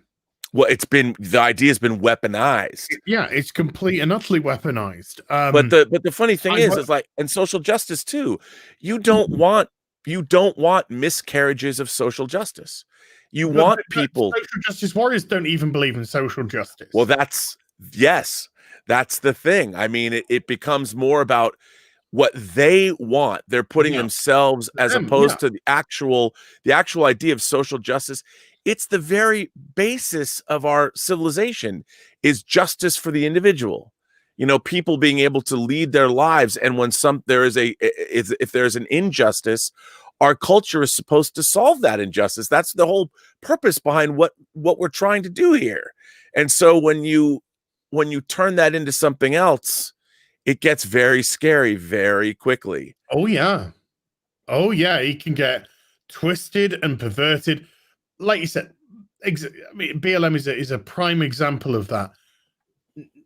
I don't know a sane human being that would be like, course, they wouldn't speak out against Black people mattering. Of course they do. That's just a given. A lot of these things are just givens. We don't need to label it. We don't need to project it. Normal people, I'm talking about here. Normal people, we don't need to project it. We don't need to label it. We don't need to put banners or make fascistic salutes or go around berating people to say exactly what we want to say and feel as if they've been coerced into doing something which is just normal. So you got these people say Black Lives Matter, say Black Lives Matter, but you're almost creating a polar, sort of a repelling effect. So somebody that would be like, well, of course they matter, but who's rational and sick and tired of this fascistic bullying tactic would be more inclined to turn around now and say, I'm not going to say it. Doesn't mean they don't mean it.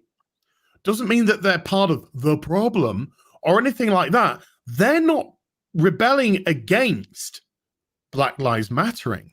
They're rebelling against the fascistic people that are trying to turn them, that are trying to coerce them, that are trying to bully them, that are trying to drag them through this thing that they're going through. Well, and the real thing is that it no longer is about what you really believe. It's about you need to belong to this movement. People.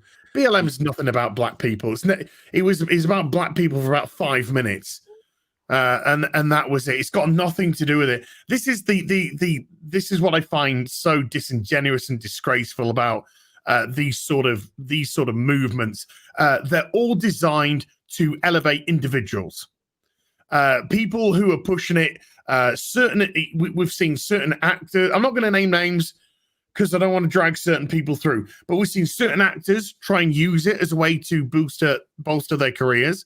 It's had, I don't know what success. We have people weaponizing it, using it against others as a tool to silence them, because who is going to talk out against it? Well, no, I mean, nobody's going to do it anyway. But if you use it as a way to hold people down, if you use it as a weight, if you use it as a tool, then it's going to get perverted, and it's. To err is human, and people are flawed, and people are very quick to jump on things and try and twist it and pervert it to their own desires. And that's what's happening with this, and it'll happen with something else, and it'll happen with something, and it's happened with the alphabet community, and it's going to keep on happening. They're going to keep weaponizing all of these things for personal gain. Well, and what it's happening across the spectrum of every part of our society with all kinds of different issues, and what I find really interesting is I think that ultimately, for the most part, I think the Western civilization, yes, it's been an evolutionary process. And yes, if you go back far enough, there's been horrible atrocities committed against every human civilization has committed horrible atrocities against other human civilizations. That's history. That is history. And what's been history. And we are progressing. We have been progressing. If you really look at where all of humanity is on the planet right now, we're better off than we certainly were 100 years ago, and 100 years before that, and 100 years before that.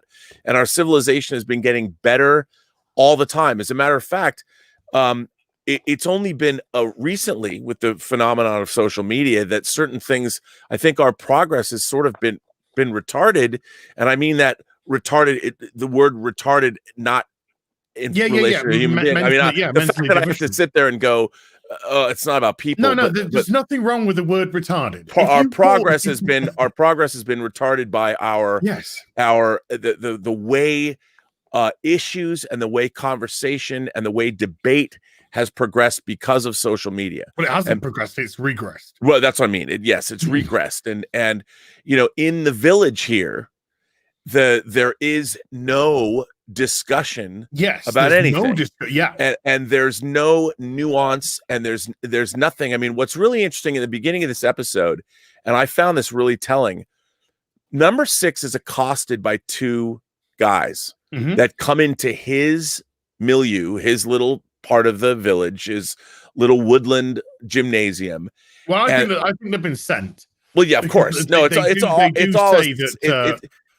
all why a aren't setup. you at the village gymnasium? So, yeah, they've been sent. Yeah, absolutely. It's all been set up. It's all been, but he was goaded. Number 6 was goaded into this, and I think that so much, and that never plays a part in the rest of. I mean, that's the inciting incident that makes him unmutual. That he got into this fight and beat up these dudes, and then suddenly he's going in front of the tribunal, the citizens committee, and he never sits there and says, somebody came to my place and gave me a hard time. He doesn't say that. And I think that now, especially now, you go after people get. Do you know why he doesn't say that? Because number 6 isn't a victim. Well, that's where I was getting. That's where I wanted to go, is that no, he took care of business, and he wasn't a victim. And then by standing up for himself, he is now, the system is trying to have its way with him. And he's like, nope, I'm like he does with every episode. I'm not going to do this. And I will fight and fight and fight and fight against this. And I think, the system that we have now, like you said, it turns everyone, it wants to make everybody into a victim, where in reality, we allow ourselves to become victims, you know, and I think that I wouldn't use the royal we. I'd say there's a lot of people that like to be the victim. Sure. But I think it's an individual choice is what I was trying to say is that, you know, if you are victimized, you stand up for yourself, and it's hard. That's the message of The Prisoner. If we're living in the village, you might be facing overwhelming odds. You might never get out of Port Marion. You might never get out of the village, but you cannot ever stop as an individual standing up for yourself and your beliefs in the face of incredible adversity. That's the message of this show. And I feel like now people would rather give up and join the herd of victims. Yeah. And not stand up for their individuality. And it's so strange to me, because I wonder if people watch this show now, are they identifying with number 6's struggle? You know, do they see his struggle as being something that they like? I look at number 6 as being a hero. Yeah. You know, and the behavior of number 6 is the behavior that I would emulate. Yeah. You know, I was about to say, I look at number 6 and I say to myself, this is one of the last heroes. Yeah. That we can look at in modern day. This is one of the last heroes. This is the embodiment of heroicism, of fight, of turning the odds against you know, the opposition, of not being a victim of the system, of fighting back. He's as heroic as you're gonna get. Yeah, without being a classic pants on the outside hero, you know, without being a James Bond type of character. The character that he played as John Drake does it in a completely different way.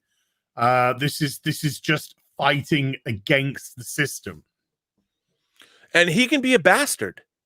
Oh, yeah. You know, his methodology is not kumbaya and everybody's like, he will be underhanded and despicable in his tactics if he needs to be. But ultimately, the idea that he's fighting for his own individuality, because look, that's all we have in this life is our own individuality. And if you're not willing to fight for that, well, what are you willing to fight for? And the thing is, that's what Western culture does so well. Western culture has been designed to recognize the individual. He does have empathy. Of course, absolutely. So, you know, regardless of how he may treat some people or use some people, he does have empathy, and that is a very important thing. This isn't. I think that mankind, we have to have empathy. You know, I mean, I think it's dying. Well, empathy, I agree with you. Empathy and respect taken over by apathy now. And yes, and I think the preservation. Look, if you believe in the preservation of the individual, I think that you also believe you have to be empathetic to your fellow human being, because you want them to achieve their individual status as well. And in order I think it's baked into the concept of, if you respect your own individuality, you have to respect somebody else's. And I think that number 6 is always hoping that he's going to find a true ally that is fighting the same battle that he is, which is to preserve their own individuality. And he does. We've seen it happen in various episodes where he's teamed up with people and done that. And I think that right now, what we have forgotten, so I see this happen all the time, is that on social media, it is a person's individuality that is I think is the most important thing, and people are giving their individuality away. They're tossing it away willy-nilly to join these groups that they've not thought through, or they don't understand, and they get caught up they get caught up at night, like, oh, I'm part of a big rally now, and let me feel what it's like to belong to a group, and let me give myself over to this group, forgetting that what they're doing is they're giving up themselves to join something that is ill-conceived. Oh, I hear you. I was going to refrain from saying it, but I'll say it. Pronouns. It's a perfect example of just something so innocuous that people are just falling into now, that they think they're being special by saying I want to be this and that, and they're just distancing themselves from.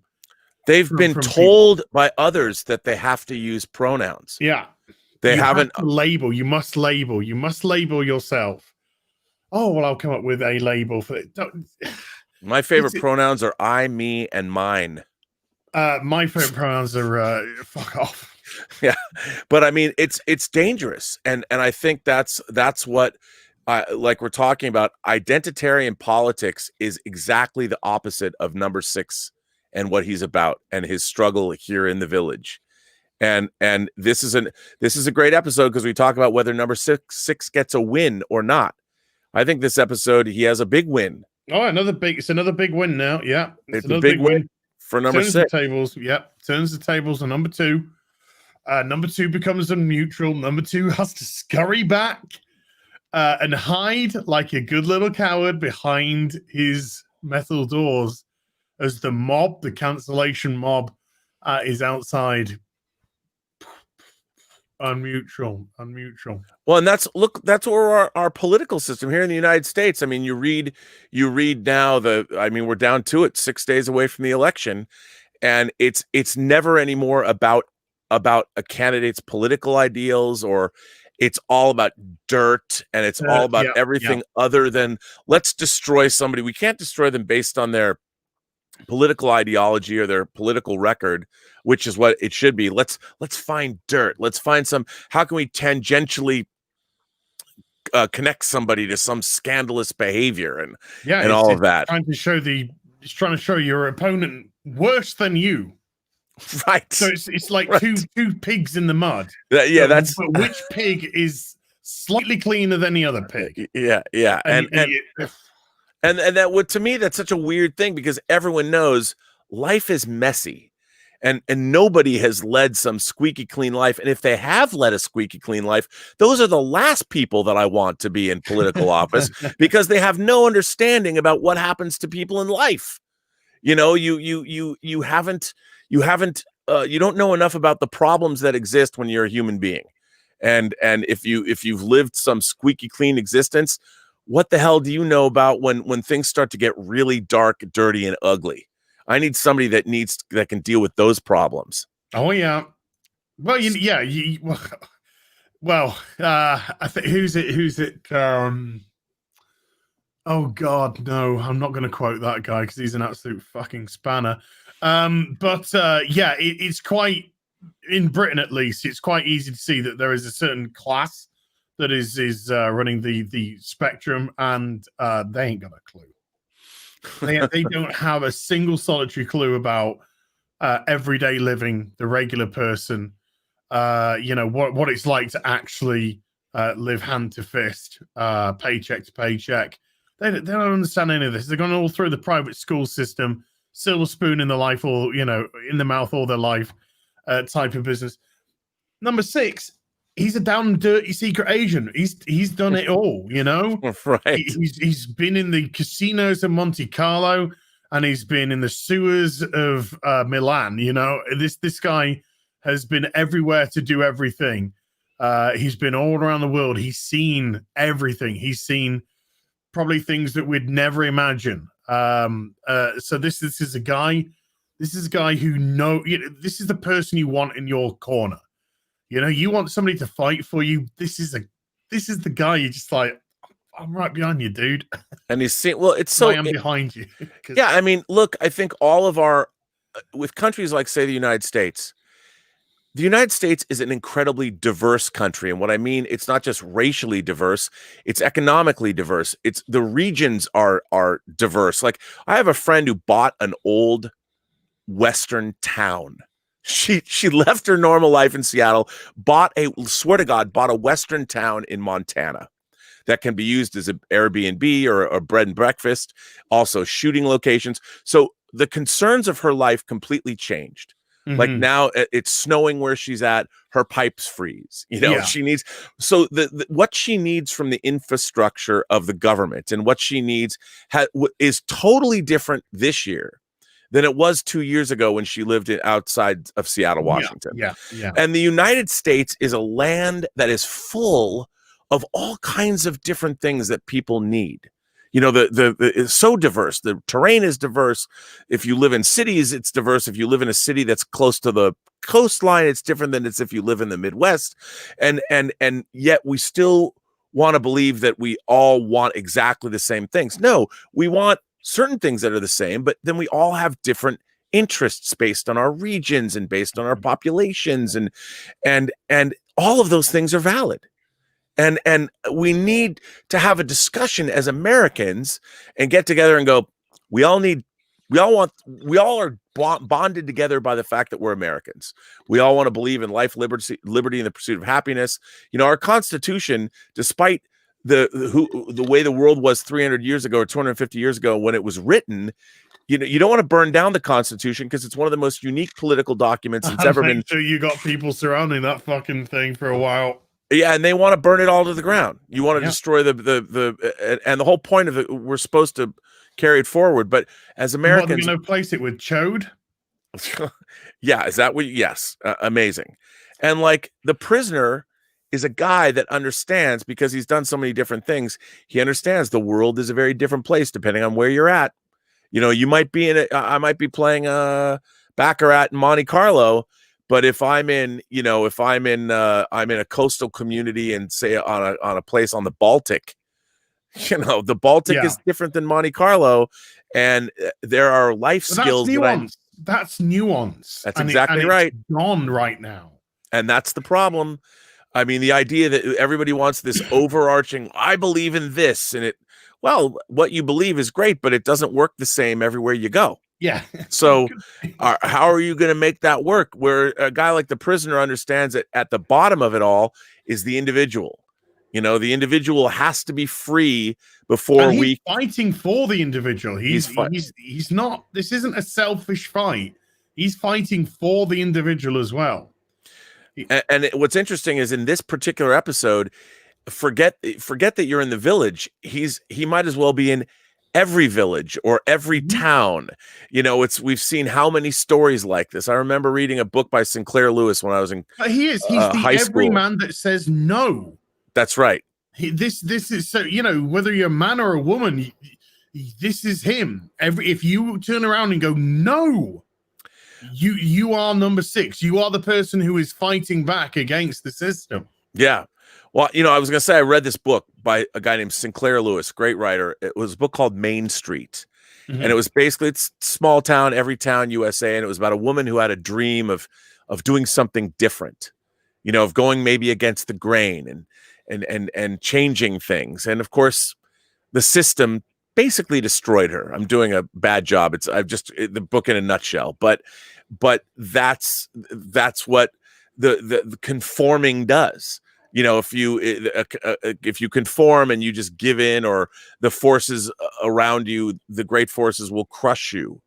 And that's what this episode of The Prisoner gets to be about. It's about everywhere we live, you know, whatever system you're in, whether it's you don't like what's going on in your local school system, you feel the bureaucracy there is too much, you know, or you feel that your local pub is somebody's zoning against it. They wanted to close down at 8 as opposed to 9, you know, wherever it is, whatever your concern is, it's all about fighting for what you believe is yours. And it's the people that are in your own neighborhood that usually are the problem. You know, it's the people that you should all be doing things together, but nope.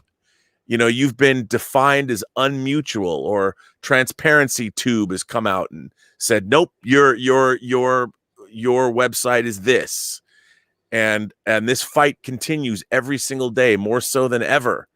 A change of mind should be happening every day with people, but it's not, because nobody is open to the fact that they're thinking the wrong way. Oh, it's happening every day, but what's happening every day is the social conversion therapy. Yes. That's what's happening every day. That's exactly right. That is exactly right. Very little of the other. We need to go through some super chats because we're already past 2 hours. Wow. Because this show just goes past like Fancy that. I know, it's crazy. Absolutely ruddy crazy, man. Andrew Hoyle with a £10 super chat. Hey, Az, for some reason, I've been unsubbed and demembered. Oh, matron. From your channel, but rejoined. So it's all good. Also, please tell me you're live streaming the Star Wars auction tomorrow. I won't even go. Have you heard about this? Because I'd be very kind of egocentric because I did a video on it and no one else has. Because there was a guy and his neighbor passed away, and he opened his door and there was a bunch of bin bags outside of his house. So he thought it was just trash from the neighbor who passed away, and he was going to maybe toss it. And he looked inside, and it was a vintage Star Wars collection boxed of toys. Yeah. And he's selling it at auction tomorrow. And it looks like it's going to raise somewhere in the region of £250,000. Wow. Yes, some very, very rare stuff on there. I'm not going to be live streaming the auction because I might be after some. And I ain't having any of you fuckers fucking with my shit. So I'm not going to be live streaming it, but I might tell you if I pick something up. But yeah, 10 a.m. tomorrow morning it starts. And I might have a little loot tonight. A couple of things that caught my eye. I might be interested. Purple Valkyrie, naughty girl, naughty. Have you over my knee, ladies? With a £5 super chat. A huge thank you from Valhalla.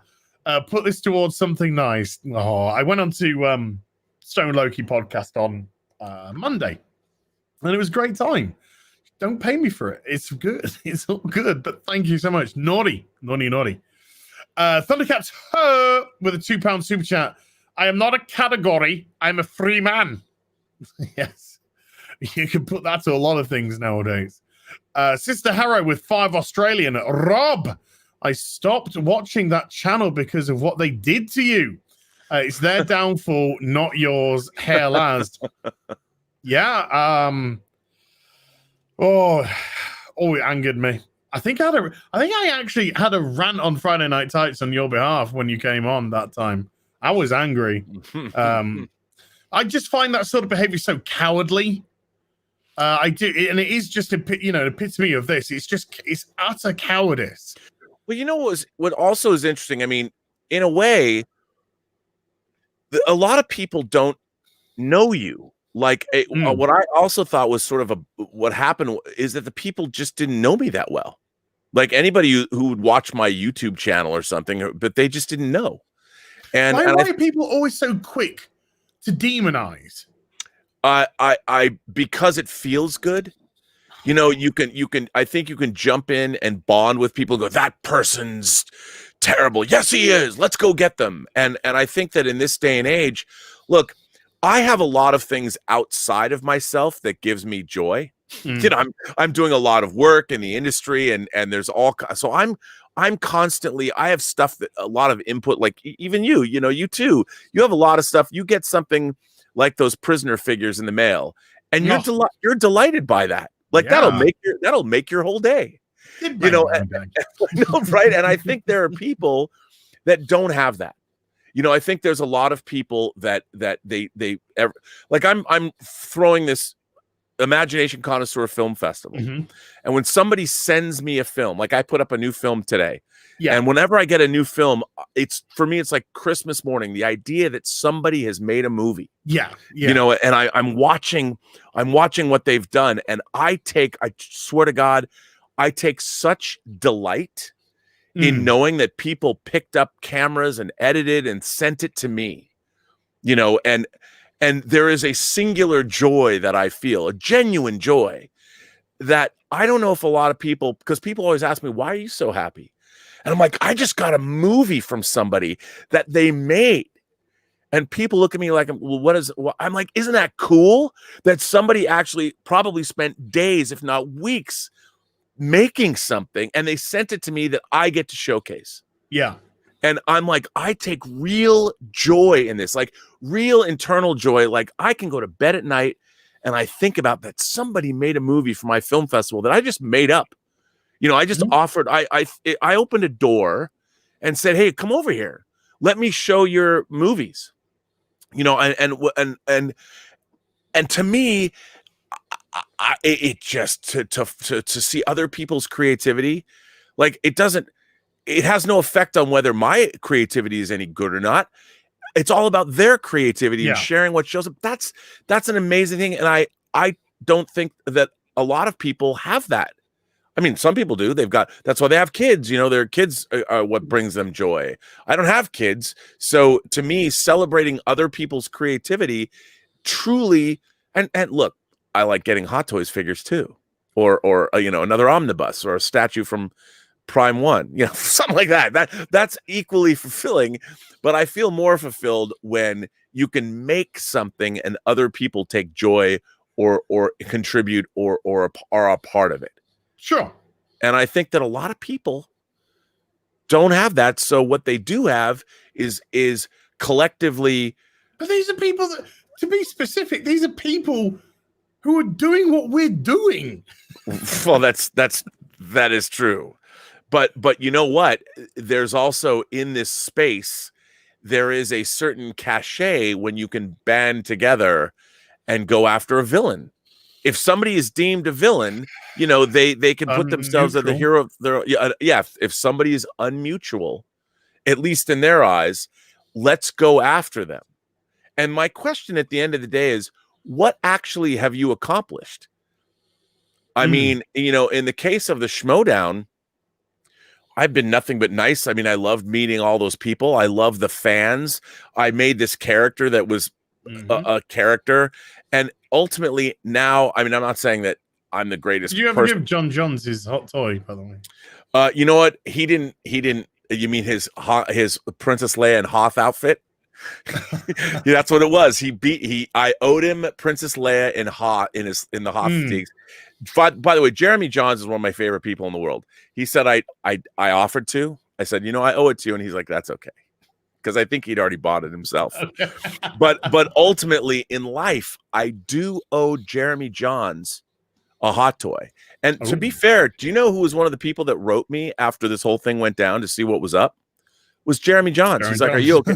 Because Jeremy Johns knows me, you know, and it was and Jeremy Johns he's the real deal, man. And I'm a huge fan of his, and he's always checked in with me, and it's because, you know, he and I we know each other. It's like, it's, you know, but I do think that finding villains and having these kinds of crusades is important for people because they feel they've accomplished something. Oh, Robert, they're not called crusades, darling. They're called witch hunts. Well, yes, but I mean, they're in their perspective, yes, they are. They are, and what's interesting now is another thing in our space. You know, a lot of people survive on their YouTube channels, and if you go and destroy somebody, you don't know how that's going to affect their family. You don't know how that's going to affect their livelihood. And there are people that have been very casual about wanting to destroy others. Oh, and, yes. and it without consideration. And it can be a very dangerous place. And it can be bad. It can be really bad. Oh.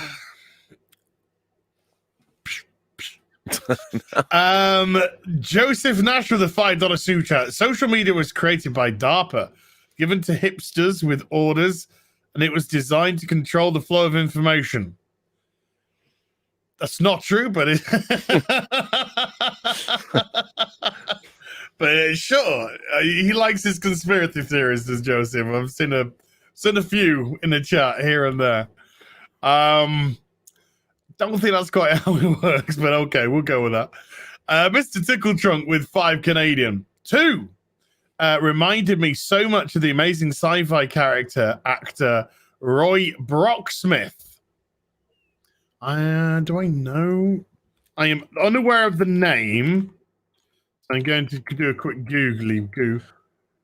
Oh yes. The the guy from Total Recall.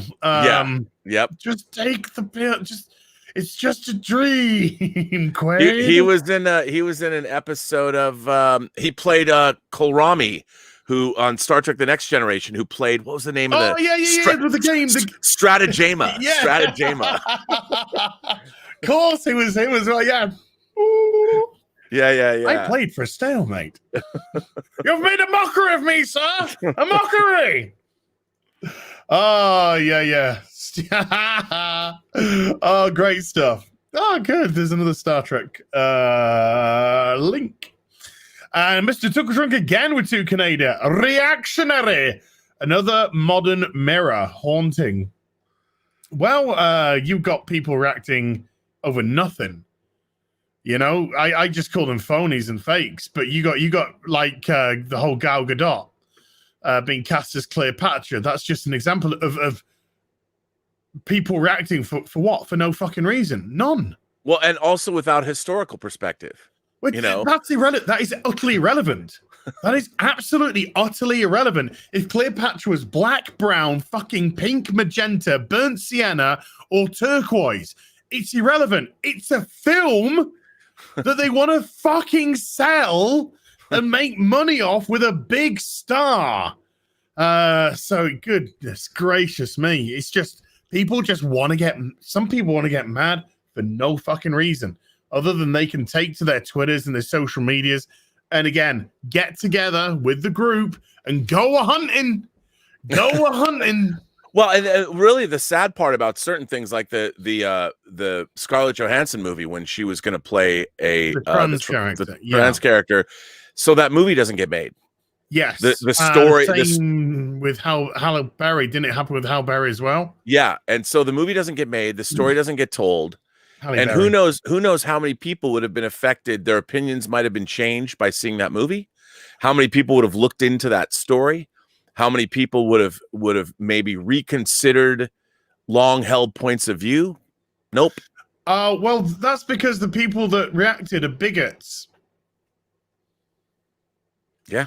Scarlett Johansson, and it's gonna blow some people's minds when I say this. She's an actor. No. And if you don't know what that means, it means they pretend for a living. They pretend. They pretend. Okay. Christopher Arcella with a $2 super chat just got here. Hello, Az. How you doing? I'm doing good, dude. How are you? Mr. Tuckledrunk again with 5 Canadian. He does love his prisoner streams, this one. He's great. He's wonderful. Not to dumb things down, but that nurse, though, yowzers. Definitely makes a shit cup of tea, though. So that's a small point against her. Yeah, Angela Brown with an E. Yeah. Gorgeous. There she is, down at the down here. I don't know if that shows up on the probably not. She's bottom right on this beautiful. The person that does these images for us is just a beautiful person. I got to give a big shout out. That's Jason Spriggs. There you go, Jason. Thank you. I ran a contest to see for people to make a poster for the Intergalactic Imagination Connoisseur Film Festival, and he actually won that contest. And I didn't pick it; it was voted on by everybody else. Yeah. So his poster won. It was very Monty Python-esque. He's an incredibly talented graphic designer, and I didn't even ask him to do these. He just started doing these for us, and he's awesome. I mean, I love the guy. He's incredibly talented. He says he's going to make a movie. Can't wait to see that. Oh, wow. Can't wait to see the poster. Yeah, I know, right? But yeah, she's absolutely stunning. Just stunning, man. I mean, I always liked, I always found her attractive, but I don't think I really paid attention. And today, for some reason, I was paying attention. I don't know why. I don't know why, but I was paying attention. I was just like, Jesus Christ, she's gorgeous. She is gorgeous. Yeah. Oh, gee. And I actually thought, because number 46 at the back in the gaggle of Karens, she's very pretty as well. Yeah. And I'm thinking, this episode's got some very pretty girls in it, you know. There's got some very pretty girls in this week's episode. 60s television had the best girls. But Angela Brown, she knew McGowan. She was in a couple of episodes of Danger Man. Oh, okay. She got on well with him, which is, as you may know, quite rare for McGowan and a female co-star. Didn't really get on with him. And when she heard that she'd been offered the role, she said she jumped at the chance to do it. Yeah. So that's a nice little thing there. Mr. Chuckle Drunk again with 5 Canadian. Rob, rewatching Babylon 5, and I noticed Bester says, "Be seeing you," and does the salute to both of the show's captains. The prisoner is fucking everywhere. Well, that makes sense. I mean, Straczynski's got to be, I'm sure he's a huge fan. Huge. McGowan says, "Be seeing you," to his secretary in an episode of Columbo when he's playing the secret agent. So that was a complete shout out to the prisoner there. Damagini, maybe, if I got that wrong, I'm so sorry.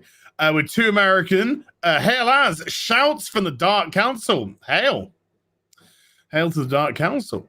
Mr. Tickle Trunk with 2 Canadian. Again, a group of Karens is called a complaint. That sounds too civilized for Karens. That's actually pretty funny. It's good. A complaint of Karens is good. Like a murder of crows, a complaint of Karens. A complaint of Karens. But it does seem so civilized. A cancellation of Karens. And Karens are far from civilized. Finbar Hooley with 5 American. We have laws and a legal system. Under social justice, you are always guilty. Until you are dead, you cannot be proven innocent. Witch hunt trials. There is an element of truth in that. Absolutely. Social justice is working off the assumption of revenge, of justice. So it's already passing judgment. The judgment has been passed. Mm-hmm. It's now enacting the revenge or the justice element of it. So no, you're absolutely right, Finbar. But it can be a good thing if you work it on the grounds of like a hero. So if you work it in the grounds of like a Batman or a Superman or a Wonder Woman, something like that, they enact social justice because they don't deliver it through the court system. But they see the crime or they work out and deduce the crime, who committed the crime, the perpetrator. So they do it that way. Our system, Twitter system. Hyde 1352 with 5 American super chat. My pronouns, master and my lord. Mine are too after 10 p.m. at night. Finbar Hooley with 10 again. Nuance has been replaced by narrative. I like that. Yeah. The narrative is all that matters to many people today. Thousands died. Does it support my narrative? No. Welp, their lives don't matter to me, and it's not news. Again, very, very spot on. I mean, just look at, all the Black Lives Matter stuff, but then you look at the black people that spoke out against it. And then what happened then? Suddenly they were turned on. And it's like, whoa. If your philosophy is Black Lives Matter, then their opinion must matter. Because they're falling under your bracket. So what they have to say about the situation must be as relevant as somebody else.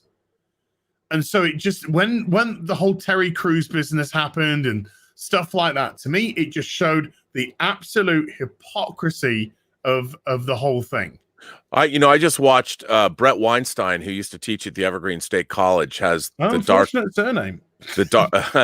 Dark Horse podcast, and he had like 8 of some of the most preeminent Black intellectuals on his show to discuss all of this.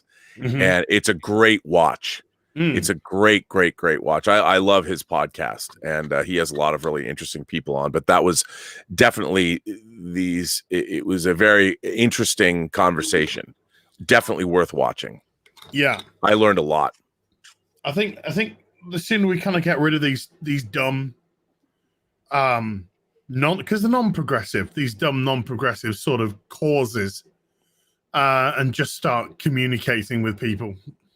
Yes, until we start sitting down and talking with groups, with project leaders, with neighborhood leaders, with until we start sitting down, local government, local representative, whatever it may be, until they start sitting down with these people and actually fucking talking, instead of coming up with just causes to throw a bit of cash out and forget what's going on because you think you're doing the right thing.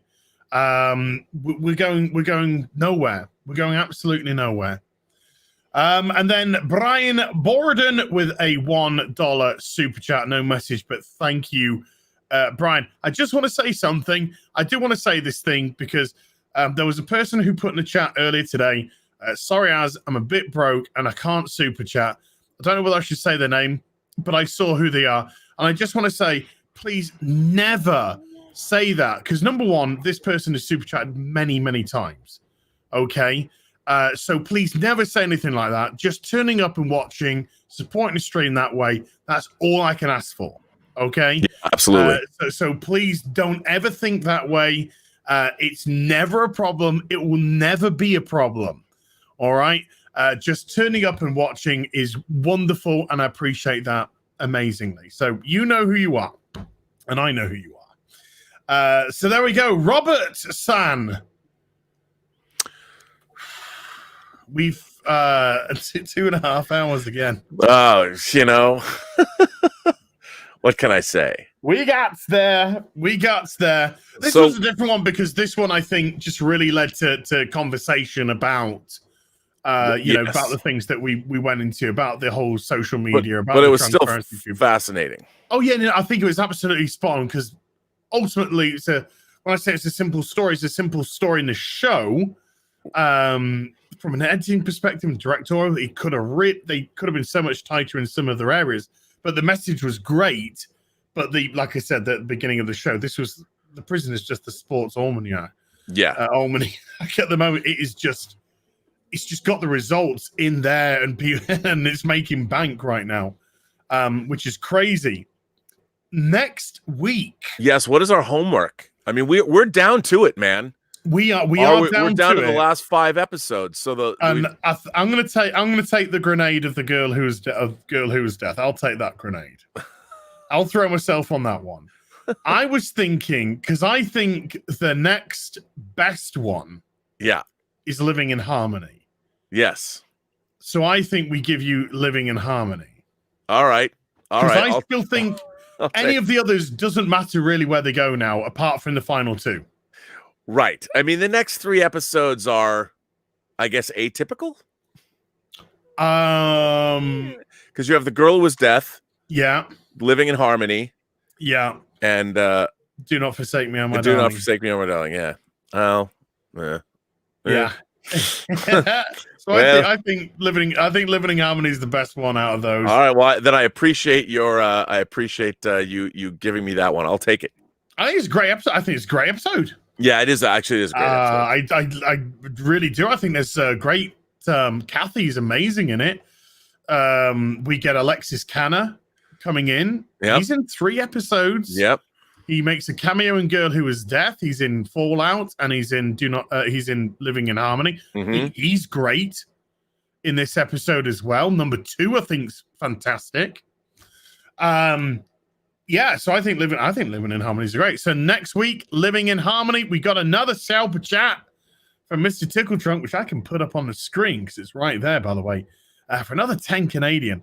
Keisha Thomas is the social justice I grew up believing in. A black woman wearing a USA sweater who threw herself on a Klan member to protect him from an angry mob in '93. Holy shit.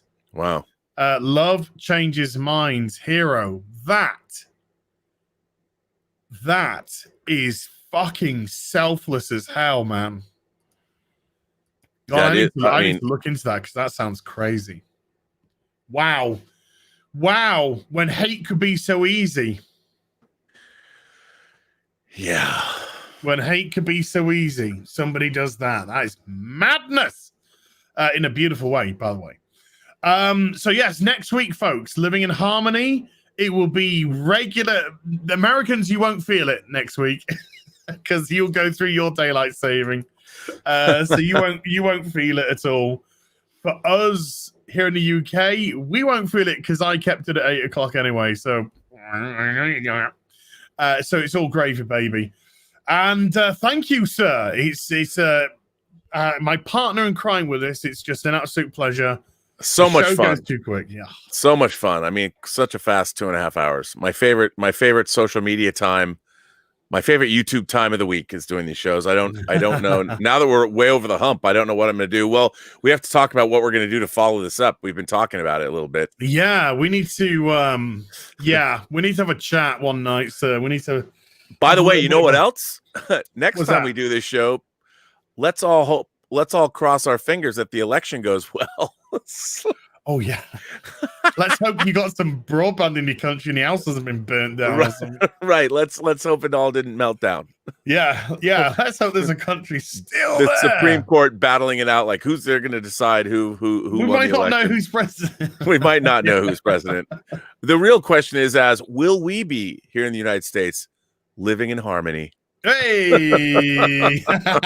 Oh, quickly, just for us, J Morph one quickly threw a $5 super chat. One of the best streams yet. Thanks, guys. Thank you. Thank you, sir. The beauty of The Prisoner, the beauty of this 53-year-old show is its incredible relevance to today. That is why history is so important. It and we certainly don't is. erase history or try and rewrite it or try and pull it down, because history is always there as a reminder. 100%. Dumb fucks. Okay. You know, it's pretty funny. Douglas Murray, a lot of people, he's been branded alt-right, and he's not. But, he's a gay British writer, and he's been touring America for the last couple weeks. And he was in Portland, and they were talking about he was talking to some bystander about a statue of Teddy Roosevelt that was pulled down. And Douglas Murray was asked the person, what do you think about Teddy Roosevelt? And the person didn't really know. Wasn't he president during World War II? And Douglas Murray, a Brit, says, no, that was Franklin Delano Roosevelt. That was not Teddy Roosevelt. And it's just appalling how few, how Americans view their own history. It's very important. 2020. 2020, man. What a year. Yeah. Come on, man.